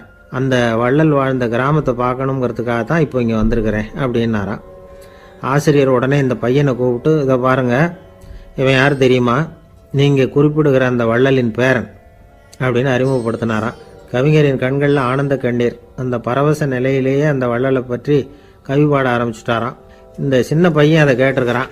உடனே என்ன பண்ணான் தெரியுமோ, தன் கையில் அணிஞ்சிருந்த ஒரு பொன் வளையலை கழட்டி அந்த கவிஞருக்கு பரிசாக கொடுத்துட்டானான். எல்லாருக்கும் ஆச்சரியம். தாத்தா இருக்கும் நிலையில் கொடுத்தார், பேரன் இல்லாத நிலையிலையும் கொடுக்குறான். பையனை எல்லாரும் பாராட்டினாங்களாம். இருந்தாலும் அவனுக்குள்ள ஒரு பயம் எதுவும் ஆரம்பமாச்சு. பள்ளிக்கூடம் விட்டு வீட்டுக்கு வரும்பொழுது அந்த பயம் இன்னும் அதிகமாயிட்டு. அம்மா என்ன சொல்லுவாங்களோ தெரியலையே, ஏதோ திடீர்னு தோணிச்சு வளையலை கழட்டி கொடுக்கணும்னு கொடுத்துட்டோம். குடும்பம் இருக்கிற நிலையில் இப்படி நான் செஞ்சது தப்பா, வீட்டு செலவுக்கே அம்மா எவ்வளவு கஷ்டப்படுறாங்க, வீட்டுக்கு போனதும் என்ன நடக்குமோ தெரியலையே அப்படின்னு நினச்சி பயந்துக்கிட்டே அவன் வீட்டுக்குள்ளே அடி எடுத்து வைக்கிறான். அம்மா கூப்பிட்டு சாப்பாடு போட்டாங்க. அவங்க கண்ணில் படக்கூடாதுங்கிறதுக்காக ஒரு கையை பின்னாடி மறைச்சிக்கிட்டே இருந்தான். அம்மா இதை கவனிச்சிட்டாங்க. ஏய், உன் கையை ஏன் அப்படி வச்சிருக்கிற, உன் கைக்கு என்னாச்சு, ஏதாவது அடிபட்டு போச்சா அப்படின்னு கேட்டுக்கிட்டே கையை எடுத்து பார்க்குறாங்க. வளையல காணலை. வளையல் எங்கே அப்படின்னு கேட்குறாங்க. இவன் தயங்கிக்கிட்டே நடந்ததை சொல்கிறான். அதை கேட்டதும் அந்த அம்மாவோட முகம் கோபத்தால் சவுந்து போச்சான். முட்டாளே, என்ன காரியம் பண்ண அப்படின்னு கன்னத்தில் அரைஞ்சிட்டாங்களாம். அம்மா, என்னை அடிக்காத, ஏதோ தெரியாமல் தப்பு பண்ணிட்டேன் அப்படின்ட்டுருக்கான். மகனே, வளையலை கொடுத்ததுக்காக நான் உன்னை அடிக்கலை அப்படிங்க, பின்ன எதுக்கு அடித்தேன்னு கேட்டிருக்கான். உன் பாட்டனார் ஒரு பெரிய வள்ளல், அவர் எதையும் பாதி வேலையாக செய்யறதில்ல, அவருடைய பேரை நீ அரைகுறை வேலை செஞ்சுட்டு வந்திருக்கிற அப்படின்னாங்களாம். என்னம்மா சொல்கிறேன்ருக்கான். நீ ஒரே ஒரு வளையலை மட்டும்தானே கழட்டி கொடுத்துருக்குற, கொடுக்கறதா இருந்தால் ரெண்டையும் சேர்த்துல கொடுத்துருக்கணும், அதுதானே உங்கள் தாத்தாவுக்கு பெருமை அப்படின்னாங்களாம். அம்மா, தெரியாமல் செஞ்சுட்டேன், உங்கள்கிட்டையும் அரை வாங்கிட்டேன் அப்படி இப்படின்னு அவன் சொல்லியிருக்கிறான். இப்போ அம்மா கொஞ்சம் இருங்க, அந்த கவிஞர் இன்னைக்கு நம்ம ஊரில் தான் தங்கியிருப்பார், நாளைக்கு காலையில் தான் அவர் எங்கே இருக்காருன்னு விசாரித்து இன்னொரு வளையலையும் கொடுத்துட்றேன் அப்படின்ட்டுருக்கான். மகனே, நல்ல செயல்களையெல்லாம் நாளைக்குன்னு ஒத்தி போடாதே, நாளைக்கு என்ன நடக்குங்கிறது யாருக்கு தெரியும், இப்போவே போ, எங்கே இருக்காருன்னு பாரு அப்படின்ட்டுருக்காங்க. மகன் புறப்பட்டான். பள்ளி ஆசிரியர்கிட்ட போய் கேட்டானான் அந்த கவிஞர் எங்கே இருக்காருன்னு. அவர் சொன்னாராம். உடனே போய் அவர் இருக்கிற இடத்துல கதவை தட்டியிருக்கான். ராத்திரி நேரத்தில் இவனை கண்டதும் அவருக்கு ரொம்ப ஆச்சரியம். இவன் இன்னொரு கை வளையலையும் எடுத்து நீட்டியிருக்கான். அவர் திகைச்சு போய் நிற்கிறார். அவரால் என்ன பண்ணுறதுன்னே தெரியல. ஆனந்த கண்ணீர். இது பெரியவர்கள் கூற கேட்ட ஒரு வரலாறு. இன்னைக்கு இப்படிப்பட்டவங்களை பார்க்க முடியுமா? வறுமை வள்ளல் தன்மையை ஒன்று செய்து விடாதுங்கிறதுக்கு இது ஒரு உதாரணம். ஒருத்தன் இன்னொருத்தனை பார்த்து கேட்டானா, எங்கள் தாத்தா உங்கள் தாத்தாவுக்கு 100 ரூபா கடன் கொடுத்துருக்கிறார், அதை எப்போ திருப்பி கொடுக்க போகிறேன்னு. கவலைப்படாத, எங்கள் பேரன் அதை உங்கள் பேரன்ட்ட திருப்பி கொடுத்துருவான் அப்படின்னு நானான் அவன். ஒரு ஊரில் ஒரு மன்னர் இருந்தார். புத்தி கூர்மை உள்ள ஒரு மன்னர். பொதுவாக மன்னர்களுக்கு சந்தேகம் வந்தால் சபையில் உள்ள சான்றோர்கள்கிட்ட கேட்டு தெரிஞ்சுக்கிறது தானே வழக்கம். ஆனால் இங்கே அப்படி இல்லை. மற்றவங்களுக்கு சந்தேகம் வந்தால் மன்னர்கிட்ட கேட்டு தெரிஞ்சுக்குவாங்க. அது மாதிரி கேட்டு தெரிஞ்சுக்கிறதுக்காக ஒரு பெரியவர் ஒரு நாள் வந்தார். அவர் கையில் 3 பொம்மைகள் வச்சுருந்தார். 3 ஒரே மாதிரி பொம்மைகள், கொஞ்சம் கூட வித்தியாசம் தெரியல. ஏது இந்த பொம்மைன்னு கேட்டார் மன்னர். எனக்கு வேண்டியப்பட்ட ஒருத்தங்கிட்ட இருந்து இதை வாங்கிட்டு வந்திருக்கிறேன், நான் தான் அவன்கிட்ட இந்த பொம்மையை செஞ்சு கொடுக்க முடியா கேட்டுக்கிட்டேன். அவன் ரொம்ப புத்திசாலி, அவன் தான் இதை செஞ்சு கொடுத்தான், ஆனால் அதில் ஒரு சிக்கல் அப்படின்னார். என்ன பிரச்சனைன்னு கேட்டிருக்காரு இவர். நான் அவன்கிட்ட கேட்டது 3 விதமான பொம்மைகளாக இருக்கணும்னு கேட்டேன். அவன் என்னடான்னா 3 ஒரே மாதிரியாக செஞ்சு கொடுத்துட்டான் அப்படின்னார். அவங்ககிட்டயே கேட்கறது தானே அப்படின்ட்டுருக்காரு இவர். கேட்டேன், அவன் என்ன சொல்கிறான்னா, இது 3 ஒரே மாதிரி பொம்மை கிடையாது, 3 விதம், ஒன்றுக்கு ஒன்று வித்தியாசம் இருக்குது. இந்த 3 பொம்மையும் 3 விதமான நண்பர்களுக்கு உதாரணங்கள் அப்படின்னு சொல்கிறான். எனக்கு ஒன்றும் புரியல, அதுதான் உங்ககிட்ட வந்தேன் அப்படின்னார். சரி, அந்த பொம்மைகளை இப்படி கொடுங்க அப்படின்னு வாங்கினார் மன்னர். எடுத்துக்கிட்டு உள்ளே போனார். கொஞ்ச நேரம் கழித்து வெளியில் வந்தார். அதுக்கப்புறம் சொன்னார், இதை பாருப்பா, அவன் சொன்னது சரிதான், 3 விதம் தான். இது இருக்குதே முதல் பொம்மை, இது உத்தமமான நண்பனுக்கு உதாரணம். இந்த 2வது பொம்மை இது மத்தியமமான நண்பனுக்கு உதாரணம். அந்த 3வது பொம்மை இருக்குதே அது மோசமான நண்பனுக்கு உதாரணம். இதை செஞ்சவன் உண்மையிலேயே பெரிய அறிவாளி தான் அப்படின்னாராம். வந்தவருக்கு ஒன்றும் புரியல. பார்த்தா ஒன்றும் வித்தியாசம் தெரியலையே அப்படின்னு அவன் குழம்பி போய் நிற்கிறான். இப்போ அந்த மன்னர் விளக்கம் கொடுக்குறார். அந்த 3 பொம்மையையும் எடுத்து முன்னாடி வச்சார். ஒரு மெல்லிய கம்பியை கையில் எடுத்தார். அந்த முதல் பொம்மை காதில் விட்டார். கொஞ்ச தூரம் உள்ளே போய் அப்படியே நின்றுட்டுது அந்த கம்பி. அப்புறம் 2வது பொம்மை காதில் அந்த கம்பியை விட்டார். அந்த கம்பி என்னாச்சுன்னா அப்படியே அது வாய் வழியாக வெளில வந்தது. 3வது பொம்மை காதில் கம்பியை செலுத்தினார். அது நேராக இன்னொரு காது வழியாக வெளியில் வந்தது. இந்த முதல் வகை இருக்குதே, அது மாதிரியான நண்பர்கள் எப்படி தெரியுமா? நம்ம கஷ்டத்தை அவங்கக்கிட்ட சொன்னால் பேசாமல் கேட்டுக்குவாங்க. வெளியில் அதை யாருக்கிட்டையும் சொல்லிகிட்டு இருக்க மாட்டாங்க. வெளியில் தெரியாமல் நமக்கு உதவி பண்ணுவாங்க. செஞ்சுட்டு அதை நான் தான் செஞ்சேன்னு சொல்லிகிட்டு இருக்க மாட்டாங்க. அதுதான் கம்பி ஒரு காது வழியாக போய் உள்ளே நின்றுட்டுது. 2வது பொம்மையில் கம்பி என்னாச்சு, ஒரு காது வழியாக போய் வாய் வழியாக வெளியில் வருது. இது மாதிரியான நண்பர்கள்கிட்ட நாம் கஷ்டத்தை சொன்னால் அதை அவங்க 4 பேர்கிட்ட போய் சொல்லி நமக்காக உதவி கேட்பாங்க. நமக்குன்னு கேட்டு வாங்கி அதை நம்மகிட்ட கொண்டுகிட்டு கொடுப்பாங்க. இவங்க மத்தியமமான நண்பர்கள். 3வது பொம்மையில் ஒரு காது வழியாக செலுத்துகிற கம்பி இன்னொரு காது வழியாக வெளியில் வந்துடுது. இது மாதிரியான நண்பர்கள்கிட்ட நம்ம கஷ்டத்தை சொன்னால் அவங்க காது கொடுத்து கேட்கறது மாதிரி நடிப்பாங்க. அப்படியே இன்னொரு காது வழியாக அதை வெளில விட்டுருவாங்க. அதை பற்றி கவலைப்பட மாட்டாங்க. இதுதான் இந்த பொம்மைகளுக்குள்ளே இருக்கிற வித்தியாசம் அப்படின்னு விளக்கம் கொடுத்தாராம் மன்னர். படிக்கிற பிள்ளைங்கள்லேயும் இது மாதிரி 3 வகை உண்டு. சில பேர் காதால் வாங்கி மனசில் வச்சுக்குவான். சில பேர் காதால் வாங்கி பேனாவால் எழுதி விடுவான். சில பேர் ஒரு காதால் வாங்கி இன்னொரு காதால் வெளியில் விட்டுருவான். ஒரு பையன் வகுப்பில் ஆசிரியர் பாடம் நடத்தும் பொழுது தலையை வேகமாக ஆட்டி ஆட்டி கேட்பானான். ஏன்டா இப்படி தலையை இப்படி ஆட்டுற அப்படின்னு கேட்டிருக்கான் பக்கத்தில் இருந்தவன். தலையை ஆட்டினா தாண்டா ஒரு காது வழியாக உள்ளே போகிறது இன்னொரு காது வழியாக வெளியில் வேகமாக வெளில போகும் அப்படின்னானான் அந்த பையன். எனக்கு வாழ்க்கையே வெறுத்து போச்சு சார் அப்படின்னு சொல்லிட்டு ஒருத்தர் வந்தார். கொஞ்ச நேரம் பேசினதுக்கப்புறம் அவர் அப்படி சொல்லியிருந்தா அதில் ஒரு அர்த்தம் இருந்திருக்கும். வர்றதுக்கு முன்னாடியே வாழ்க்கை வெறுத்து போச்சுன்னு சொல்லிட்டு வர்றார். என்ன சார் விஷயம்னு விசாரித்தோம். எங்கள் வீட்டில் தினம் 3 வேளையும் ஒரே மாதிரி சாப்பாடு சார், வித்தியாசமே கிடையாது. இப்படியே 3 மாதமாக சாப்பிட்டுக்கிட்டு இருக்கிறேன். அதை விட பட்டினி கிடந்து செத்துடலாம்னு தோணுது அப்படின்னார். ஒரு பெரியவர் சொன்ன தத்துவத்தை சொல்கிறதுக்கு ஆள் கிடைக்காம தவிச்சுக்கிட்டு இருந்தோம். இப்போ ஒருத்தர் கிடைச்சிட்டார். விட்டுலாமா? உடனே அவரை உட்கார வச்சு சொல்ல ஆரம்பிச்சிட்டோம். அதாவது நாம் அனுபவிக்கிற உணர்வுகளில் களிப்பு, மகிழ்வு, ஆனந்தம், இது 3க்கும் ஒன்றுக்கு ஒன்று வித்தியாசம் உண்டு. மேம்போக்காக பார்க்கறதுக்கு இது 3 ஒன்று மாதிரி தோணும். ஆனால் அது அப்படி இல்லை. களிப்புங்கிறது உடம்பை பொறுத்தது, மகிழ்வுங்கிறது மனசை பொறுத்தது, ஆனந்தம்ங்கிறது ஆன்மாவை பொறுத்தது. இப்படி இந்த 3 வகையான அந்த சுவைப்புகளின் தன்மையும் வேற வேற. இப்போ முதல்ல களிப்புங்கிறத எடுத்துக்குவோம். நம்ம புலன்களுக்கு களிப்பை தரக்கூடிய பொருள்களுக்கு சில விசேஷ குணம் உண்டு. அது எப்படின்னா, சீக்கிரமே சலிப்பை உண்டு பண்ணும். ஒருத்தர் அந்த பொருளை எடுத்துக்கிட்டா அது இன்னொருத்தருக்கு குறைஞ்சிரும். உணவு, உடை, இதெல்லாம் களிப்பை தரக்கூடிய பொருள்கள். இப்போ உதாரணத்துக்கு, ஒரு சாப்பாட்டு மேசையில் ஒரு பாத்திரத்தில் 10 இட்லி இருக்குது. அதில் ஒரு 2 இட்லியை நம்ம தட்டில் எடுத்து வச்சு சாப்பிட்றோம். நாம் சாப்பிட்ட அந்த இட்லி நிச்சயமாக எதிரில் உட்காந்துருக்கிறவருக்கு இல்லை, அவருக்கு உபயோகப்படாது. நாம் சாப்பிட்ட அதே இட்லியை அவரும் சாப்பிட முடியாது, அவர் வேற தான் எடுத்து வச்சுக்கணும். அது மாதிரி நாம் ஒரு சட்டையை எடுத்து போட்டுக்கிறோம். அதே சட்டையை அதே நேரத்தில் இன்னொருத்தர் போட்டுக்க முடியாது. புலன்களுக்கு களிப்பை தரக்கூடிய இது மாதிரி பொருள்கள்லாம் முதல் தடவை நமக்கு கொடுக்குற களிப்பை 2வது தடவையும் கொடுக்காது. 3வது தடவை இன்னும் குறையும். கடைசியில் வெறுப்பாக மாறிடும். ஒவ்வொன்றா இட்லியை தொடர்ந்து சாப்பிட்றோம்னு வச்சுக்கோங்க, முதல் இட்லி தரக்கூடிய சுவையை 30வது இட்லி தராது. முதல் தடவை புது சட்டையை போட்டுக்கிறப்போ நமக்கு இருக்கிற களிப்பு அதே சட்டையை 100வது தடவையாக போட்டுக்கிறோம்னு வைங்க, அப்போ இருக்குமா? இருக்காது. இதுதான் களிப்பு. அதாவது சீக்கிரமே சலிப்பை தரக்கூடியது. ஒருத்தர் எடுத்துக்கிட்டா இன்னொருத்தருக்கு குறைஞ்சி போகக்கூடியது. ஆனால் மகிழ்ச்சிங்கிறது அப்படி இல்லை. ஒருத்தர் அனுபவிக்கிறதுனால இன்னொருத்தருக்கு குறைஞ்சி போகாது. இப்போ காலையில் சூரியன் உதயம் ஆகிறத பார்த்து சந்தோஷப்படுறோம், அதையே இன்னொருத்தரும் பார்த்து சந்தோஷப்படலாம். ஒரு நல்ல சங்கீதத்தை கேட்குறோம், ஒரு அழகான ஓவியத்தை ரசிக்கிறோம், நீங்கள் ரசிக்கிற அதே நேரத்தில் இன்னொருத்தரும் அதை ரசிக்கலாம். அதனால் அது குறைஞ்சி போகிறதில்ல. இது மகிழ்வு. ஆனால் ஒன்று, ஒரே பாடலை திரும்ப திரும்ப கேட்டுக்கிட்டு இருந்தால் கடைசியில் அலுப்பு தட்டும். அதாவது மகிழ்வுங்கிறது எப்படின்னா, மற்றவங்களோட பகிர்ந்து கொள்றதுனால குறையாது. ஆனால் ஒரே பொருள் மீண்டும் மீண்டும் அனுபவிப்ப தர்றப்போ முதல்ல மகிழ்வு அதிகரித்து அதுக்கப்புறம் அது மங்கி மறைஞ்சு போயிடும். இதுதான் அந்த மகிழ்வுங்கிறதுக்கு இலக்கணம்.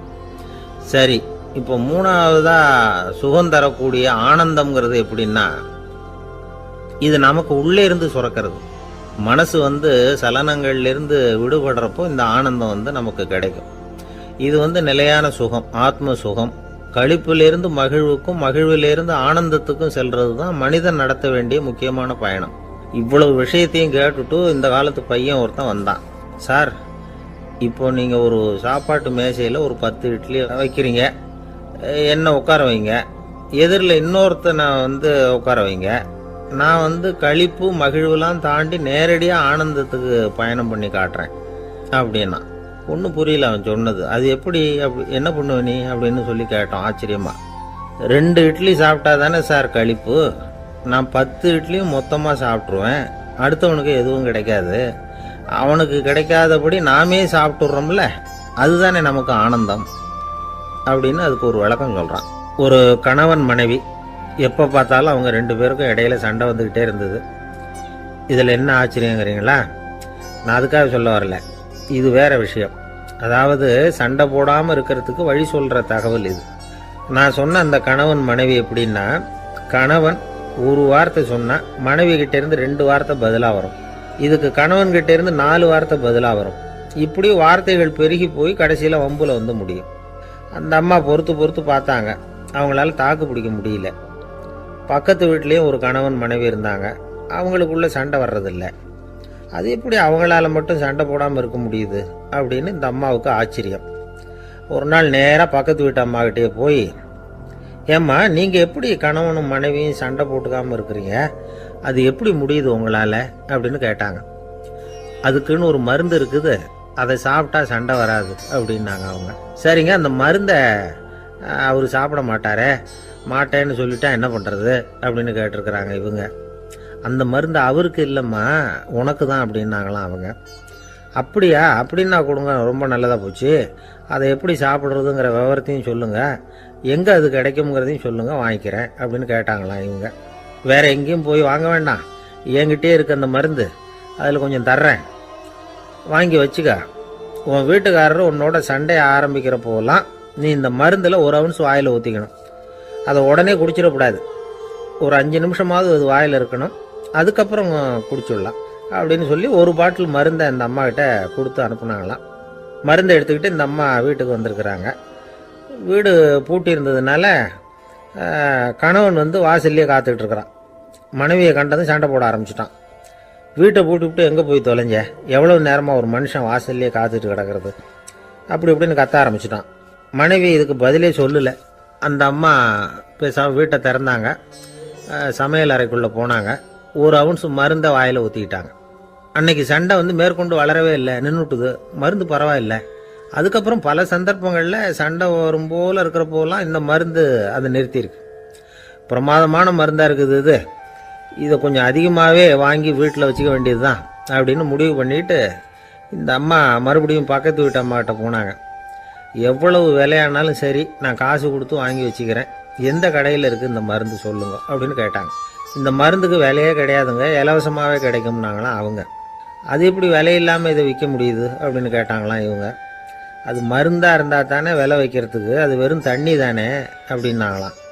வெறும் தண்ணியாக சண்டையை நிறுத்துது அப்படின்ட்டு இருக்காங்க இவங்க. அது சண்டையை நிறுத்தலை, உன்னோட மௌனம் தான் சண்டையை நிறுத்துது. நீ வாயில் தண்ணியை வச்சுக்கிறதுனால எதிர்த்து பேசுறதில்ல, அதனால் உன்னுடைய கணவர் கோபம் சாந்தமாயிடுது அப்படின்னாங்களாம் அவங்க. இந்த கதையிலிருந்து சண்டையை நிறுத்துற மருந்து எதுன்னு தெரிஞ்சுக்கிட்டோம் இல்லையா. ஒருத்தர் என்ன பண்ணாரு, பாட்டிலில் வந்து தண்ணியை ஊற்றி வச்சுக்கிட்டு அவர்கிட்ட வர்றவங்களுக்கெல்லாம் இதை சிபாரிசு பண்ணலாம்னு நினச்சிக்கிட்டு உட்காந்துருந்தார். ஒரு அம்மா வந்தாங்க. இதை கேட்டுவிட்டு இதையே ஒரு மருந்து மாதிரி கொடுக்கலாம்ங்கிறது அவர் முடிவு. அதனால் பாட்டிலில் தண்ணியை அடைச்சி வச்சுக்கிட்டு அதில் கலருக்காக என்னத்தையோ ஒரு ஜீரகம் அது மாதிரி எதையாவது கலந்து வச்சுக்கிட்டு ஒரு மருந்து மாதிரி ஒரு பாவனையில் வச்சுக்கிட்டு உட்காந்துருக்கார். யாராவது வீட்டில் சண்டைன்னா என்கிட்ட வாங்க மருந்து தரேன்னு. ஒரு அம்மா வந்தாங்க. எனக்கும் என் வீட்டுக்காரருக்கும் அடிக்கடி சண்டை வருதுங்க அப்படின்ட்டு இருக்காங்க. கவலைப்படாதம்மா, நான் ஒரு மருந்து தரேன்னு சொல்லி வீட்டுக்குள்ளே போய் ஒரு பாட்டில் எடுத்து வந்து கொடுத்தார். பாட்டிலில் இருக்கிறது என்னங்கிறத சொல்லிவிட்டு அது பேரில் மரியாதை வராது இல்லையா, அதனால் சொல்லலை. அந்த அம்மா வாங்கிட்டு போனாங்க. 4 நாள் கழித்து திரும்பி வந்தாங்க. என்னம்மா வீட்டில் சண்டை நின்று போச்சான்னு கேட்டிருக்காரு இவர். அங்கே நின்று போச்சுங்க, இப்போ உங்ககிட்ட ஆரம்பமாக போகுதுன்னாங்களாம். என்னம்மா அப்படின்ட்டுருக்காரு அவர் பயந்து போய். பின்ன என்னங்க, நீங்கள் என்ன மருந்து கொடுத்துருக்குறீங்க என்னங்க அப்படின்னாங்களாம் கோவமாக. அது வெறும் தண்ணி தானே அப்படின்ட்டுருக்காரு இவர். தண்ணியாக இது நல்லா பாருங்கள் அப்படின்னு அந்த பாட்டில் நீட்டினாங்களாம். இவர் வாங்கி பார்த்துருக்கார். அப்புறம் தான் விஷயம் புரியுது அவருக்கு. இவர் கை தவறுதலாக அவங்க வீட்டில் இருந்த மண்ணெண்ணெய் பாட்டில் எடுத்து அவர்கிட்ட கொடுத்துருக்குறாங்க. அப்புறம் என்ன ஆகும், சண்டை வராமல் வாங்க மாட்டேங்கிறான் சார் அப்படின்னு சொல்கிறது உண்டு. அது எப்படி காதில் வாங்கிக்காமல் இருக்க முடியும்? காதுங்கிறது எப்பவும் திறந்தே இருக்கக்கூடிய ஒன்று தானே. சில பேர் பேசிக்கிட்டே இருப்பாங்க, நாமும் கேட்டுக்கிட்டே தான் இருப்போம். அவர் என்ன சொன்னார் திருப்பி சொல்லு அப்படின்னு சொன்னால் சொல்ல தெரியாது. காது சரியாக கேட்டாலும் நாம் பேசுகிறத மற்றவங்க சரியாக கேட்குறாங்களா அப்படிங்கிறது சந்தேகம்தான். இந்த சந்தர்ப்பத்தில் ஒரு உண்மையை நாம் புரிஞ்சுக்கணும். அதாவது என்னென்னா, கேட்பதுங்கிறது வேற, கவனிக்கிறதுங்கிறது வேற. அதாவது கேட்கறதுன்னா அது ஹியரிங், கவனிக்கிறது அப்படின்னா அது லிசனிங். கேட்கறதுங்கிறது தன்னிச்சையாக நடக்கக்கூடிய ஒரு செயல். இப்போ ஒரு சாலையில் நடந்து போயிட்டுருக்குறோம். எவ்வளவோ சத்தம் நம்ம காதில் வந்து விழுந்துக்கிட்டு இருக்கு. கார் போகிற சத்தம் கேட்குது, பறவை ஒரு மரத்துலேருந்து கத்துது, அந்த சத்தம் கேட்குது. இப்படி நிறையா வந்து காதில் விழுந்துக்கிட்டு இருக்கு. ஆனால் கவனிக்கிறதுங்கிறது எப்படின்னா, நம்ம முழு மனசை செலுத்தி உன்னிப்பாக கேட்கறது. எத்தனையோ சத்தத்துக்கு நடுவில் தன்னுடைய குழந்தை அழற சத்தத்தை தாய் தெரிஞ்சுக்க முடியுது இல்லையா, அது மாதிரி. விவரம் தெரிஞ்சவங்கலாம் என்ன சொல்கிறாங்கன்னா, கவனித்தல் அதாவது லிசனிங் அப்படிங்கிற செயலில் 3 அம்சங்கள் இருக்கிறதாக சொல்கிறாங்க. அது என்ன 3 அம்சங்கள் அப்படின்னா, முதல்ல காதால் கேட்கறது, இது முதல் அம்சம். ரெண்டாவது என்னன்னா கேட்டதை புரிஞ்சுக்கிறது. மூணாவது என்னன்னா என்ன புரிஞ்சுக்கிட்டோங்கிறத தெரிவிக்கிறது, ஃபீட்பேக் அப்படின்னு சொல்கிற மாதிரி. ஒரு ஆசிரியர் வகுப்பில் பாடம் நடத்திக்கிட்டு இருக்கிறார். வெறுமனே கேட்குற குழந்தை ஒரு காதால் வாங்கி இன்னொரு காதால் விட்டுடும். அதாவது கேட்குற குழந்தை அப்படி செய்யும். ஆனால் கவனிக்கிற குழந்தை கேட்டதை புரிஞ்சுக்கும். என்ன புரிஞ்சுக்கிட்டேன்னு கேட்டால் பதில் சொல்லும். இதுதான் கேட்கறதுக்கும் கவனிக்கிறதுக்கும் உள்ள வித்தியாசம். ஒரு புள்ளி விவர கணக்கு என்ன சொல்லுது தெரியுமா? ஒரு மனிதன் எழுதுறது மூலமா 6% அறிவை பெருக்கிக்கிறானா, எழுதுறது மூலமா. படிக்கிறது மூலமா 19% அறிவை பெருக்கிக்கிறானா. பேசுறது மூலமா 30% அறிவை பெருக்கிக் கொள்ளுகிறான் அப்படின்னு சொல்றாங்க. ஆனால் பாருங்க, கவனிக்கிறது மூலமா 45% அறிவை பெருக்கிக் கொள்ளுகிறான் அப்படிங்கிறது புள்ளி விவரம். அதனால் வந்து கற்றலின் கேட்டல் நன்று அப்படின்னு சொல்கிறாங்க இல்லையா, அது இதுதான். அதனால் கவனிக்கிறது மூலமாக அதிக அறிவை நாம் வந்து பெருக்கிக் கொள்ள முடியும். கேள்வி ஞானம்தான் ரொம்ப சிறந்தது அப்படிங்கிறார் வள்ளுவர். அதாவது கவனித்து கேட்கணும், அதுதான் முக்கியம். மற்றவங்க சொல்கிறத நல்லா கவனிக்க முடியாதபடிக்கு நாமே சில தடைகளை ஏற்படுத்திக்கிறோம். அல்லது நம்ம அறியாமலே அப்படி ஒரு தடை உண்டாயிடுது. அந்த தடைகளை தாண்டணும் அல்லது தகர்த்து எறியணும் அப்படிங்கிறது பெரியவர்கள் சொல்லுகிற யோசனை. அது என்ன தடைகள் அப்படின்னா, நமக்கு தெரியாத இவர் என்ன சொல்லிட போகிறார் அப்படிங்கிற நினப்பு, இது ஒரு தடை. சொல்லி முடிக்கிறதுக்கு முன்னாடியே குறுக்க பேசுறது, மனசை அங்கேயும் இங்கேயும் அலையிறது, இதெல்லாம் தான் தடைகள். ஆசிரியர் பாடம் நடத்துகிறார் அப்படின்னா மாணவர்கள் அக்கறையாக கவனிக்கணும். அப்போ தான் பரீட்சையில் பாஸ் ஆக முடியும். வீட்டுக்குள்ள கணவன் சொல்கிறத மனைவி கவனித்து கேட்கணும், மனைவி சொல்கிறத கணவன் கவனித்து கேட்கணும், இல்லைன்னா குழப்பமாயிடும். ஒரு அம்மா கோயிலுக்கு போனாங்க. சேலையில் ஒரு முடிச்சு போட்டிருந்தாங்க. எதுக்கு சேலையில் முடிச்சு போட்டு வச்சுருக்குறீங்க அப்படின்னு கேட்டாங்க. எங்கள் வீட்டுக்காரர் ஒரு கடிதத்தை மறக்காமல் தபால் போட்டியில் போட்டுடணும்னு சொன்னார். ஞாபகத்துக்காக முடிச்சு போட்டு வச்சுருக்கிறேன் அப்படின்னாங்க. கடிதத்தை பெட்டியில் போட்டுட்டிங்களா அப்படின்னு கேட்டாங்க. அது எப்படிங்க முடியும், அவர் கடிதத்தை என்கிட்ட கொடுக்க மறந்துட்டாரே அப்படின்னாங்களாம். அதனால் மறக்கப்படாதுன்னு நினச்சிக்கிட்டே மறந்து விடுறது இப்படி ஒரு வாழ்க்கை. அதனால் வாழ்க்கையில் நமக்கு இருக்கிறது செவிச்செல்வம் ரொம்ப முக்கியமானது. நிறைய கேட்கணும், சொல்கிறத விட கேட்கணும், கேட்கறத விட முக்கியம் கவனிக்கிறது. அப்படி கவனிக்கிறது மூலமாக நம்முடைய வாழ்க்கையில் வெற்றி பெறணும். அங்கே நபிகள் நாயகம் உட்கார்ந்துருக்கிறார். அந்த சமயம் அம்மா அங்கே வர்றாங்க. அவங்க கையில் திராட்சை பழ கொத்து அதை கொண்டுக்கிட்டு வந்து நபிகள்கிட்ட கொடுக்குறாங்க. சாப்பிடுங்க அப்படின்னு சொல்லி ரொம்ப அன்பாக வேண்டிக்கிறாங்க. நபிகள் நாயகமும் ரொம்ப பிரியமாக அதை வாங்கிக்கிட்டார். அதுக்கப்புறம் அதை சாப்பிட ஆரம்பித்தார். நபிகள் நாயகம் மதீனாவில் தங்கியிருந்தப்போ இது மாதிரி நிறைய பேர் பழங்களையும் தின்பண்டங்களையும் கொண்டுகிட்டு வந்து கொடுக்கறது வழக்கம். நபிகள் நாயகம் என்ன பண்ணுவார்னா அதெல்லாம் வாங்குவார். உடனே பக்கத்தில் இருக்கிற தோழர்கள் எல்லாருக்கும் பகிர்ந்து கொடுப்பார், தானும் சாப்பிடுவார். இதுதான் எப்போதும் வழக்கம். ஆனால் இந்த தடவை என்னாச்சு தெரியுமா, அவர் அப்படி பண்ணலை.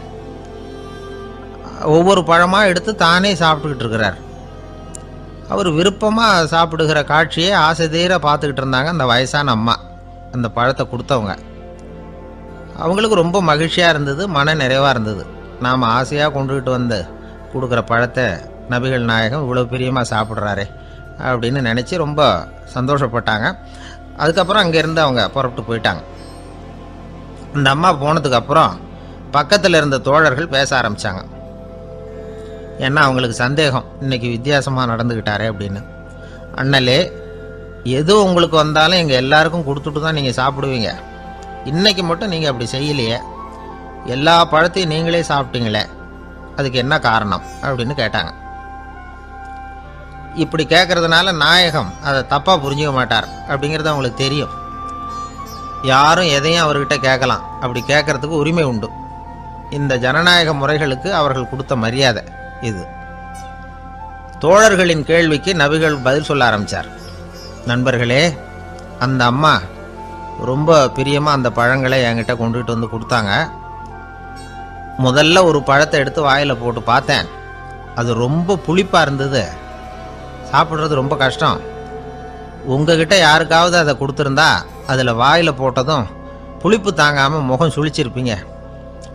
அதை அந்த அம்மா பார்த்துட்டாங்கன்னா வருத்தப்பட்டிருப்பாங்க. ஆசையாக கொண்டுகிட்டு வந்து நமக்கு கொடுத்துருக்குறாங்க. அவங்க அன்பான மனசை நோகடிக்கிறதுக்கு நான் விருப்பப்படலை.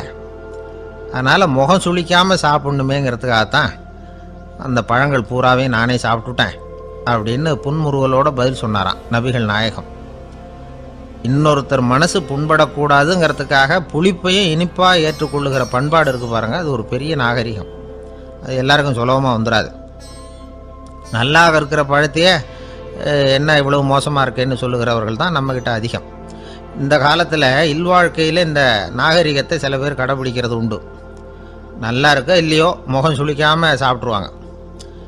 ஏன்னு கேட்டால், எதுக்காக சார் வீண் வம்பு, ஏதோ நமக்குன்னு கொடுத்து வச்சது அவ்வளவுதான் அப்படின்னு நினச்சிக்கிட்டு போக வேண்டியது தானே அப்படிம்பாங்க. இவங்கெல்லாம் கூட ஒரு விதத்தில் பண்பாடு தெரிஞ்சவர்கள் தான். இப்போ ஒரு ஆள் ஊரெலாம் சுற்றி விட்டு கடைசியில் அழுத்து போய் ஒரு ஹோட்டலுக்குள்ளே நுழைஞ்சானான். ரொம்ப களைப்பாக இருந்தது அவனுக்கு. அதனால் ரொம்ப களைப்படைஞ்சு போய் ஒரு நாற்காலியில் போய் உட்காந்துருக்கிறான். இவனை பார்த்ததும் சர்வர் ஓடி வந்தார். சார் உங்களுக்கு என்ன வேணும்னு கேட்டார். எனக்கு தேவை 2 தோசையும் கொஞ்சம் அன்பான வார்த்தைகளும் அப்படின்னா. சர்வர் உள்ளே போனார், 2 தோசையை கொண்டாந்து வச்சார். அன்பான வார்த்தை கேட்டனே அப்படின்னா இவன். சர்வர் ரொம்ப பணிவாக குனிஞ்சு இவன் காதோரமாக சொன்னார், ஐயா இந்த தோசையை சாப்பிட்றாதீங்க, புளிச்சு போன பழைய மாவு அப்படின்னார். இது பாருங்கள், அன்பான வார்த்தையும் 2 தோசையும் கேட்டார், கொண்டாந்து கொடுத்துட்டார். இப்படி இருக்கிறவர்களும் இன்றைய மனிதர்களில் அதிகம். அதனால் மனிதர்கள் ஒவ்வொருத்தரும் ஒவ்வொரு விதம். நம்மக்கிட்ட பிரியமாக நடந்துகிறவர்கள் மனம் கோணும்படி நாம் நடந்து கொள்ளக்கூடாது அப்படிங்கிறது தான் நபிகள் நாயகம் அவருடைய செயல் மூலமாக நமக்கு உணர்த்தி இருக்கிற வாழ்வியல் உண்மை. கழுதிய நண்பர்கள் எங்கே போனாலும் சேர்ந்தே போவாங்க வருவாங்க. அப்போ அந்த கழுதை கொஞ்சம் கவலையோடு பேச ஆரம்பிச்சுதான். அதோ பாரு, அங்கே ஒரு புதர் தெரியுது இல்லையா, இந்த புதருக்குள்ளே ஒரு சிங்கம் இருக்குது. அந்த பக்கமாக நான் போகிறப்போ வர்றப்போலாம் அது என்கிட்ட வம்பு வளர்க்குது, தகராறு செய்யுது, என் மேலே பாயுது, என்னை தாக்குது, ஏன்னு தெரியல அப்படின்னுது. இதை கேட்டதும் அந்த குரங்கு சொல்லிச்சு, இனிமேல் கவலைப்படாத, இந்த தடவை நான் உன்னை காப்பாற்றுறேன்னுது. அதுக்கப்புறம் ஒரு நாள் அந்த குரங்கும் கழுதியும் அந்த புதர் பக்கமாக போய்கிட்டு இருந்தாங்க. எதிர்பார்த்தது மாதிரியே நடந்தது. இந்த சிங்கம் எதிரில் வந்தது, கழுதியை பார்த்தது, உடனே அது மேலே பாய ஆரம்பிச்சுட்டுது.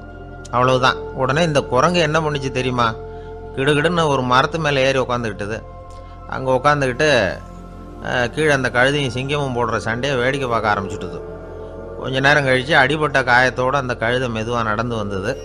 குரங்கும் மெல்ல மரத்தை விட்டு கீழே இறங்கிச்சு. இப்போ கழுதை கேட்டுது, என்னை காப்பாத்துறேன்னு சொல்லிவிட்டு காலை வாரி விட்டுட்டியே, நீ பாட்டுக்கு மரத்து மேலே ஏறி உட்காந்துக்கிட்டே, இது நியாயமானது. குரங்கு பரிதாபமாக அதை பார்த்துது. நான் மரத்து மேலே இருந்து நீங்கள் 2 பேரும் சண்டை போட்டதை பார்த்துக்கிட்டு தான் இருந்தேன். உன்னோட சத்தம் தான் அதிகமாக இருந்தது, அது நீ சிரிக்கிற மாதிரி எனக்கு கேட்டுது, அதனால் நீ தான் ஜெயிச்சுக்கிட்டு இருக்க போல இருக்கு அப்படின்னு நினச்சிவிட்டேன்னுது. இன்றைக்கி பல பேர் இப்படி தான் இருக்கிறாங்களாம். யார் ஜெயிக்கிறாங்க யார் தோக்குறாங்கங்கிறத முகத்தை பார்த்து கூட கண்டுபிடிக்க முடியறதில்ல, பேசுகிற பேச்சை வச்சு கூட கண்டுபிடிக்க முடியறதில்ல. தோற்கிறவங்க கூட சிரிக்கிற மாதிரி முகத்தை வச்சுக்கிறான். இன்றைய மனிதர்கள்கிட்ட ஏகப்பட்ட முரண்பாடுகள். பொய் முகங்களோட உலவுகிறவர்கள் தான் அதிகம். உண்மை முகம் எங்கே இருக்குது அப்படிங்கிறத புரிஞ்சுக்கிட்டு நண்பர்களை தேர்ந்தெடுக்கணும் அப்படிங்கிறது ஒரு முக்கியமான கருத்து. கடவுள் இந்த உலகத்தை படைச்சுட்டு அதுக்கப்புறமும் கொஞ்ச நாள் இங்கேயே தங்கியிருந்தாராம். அப்போ தான் அவருக்கு ஒரு உண்மை புரிஞ்சுதான், இந்த உலகத்தில் தங்கி இருக்கிறது எவ்வளவு இடைஞ்சல்னு.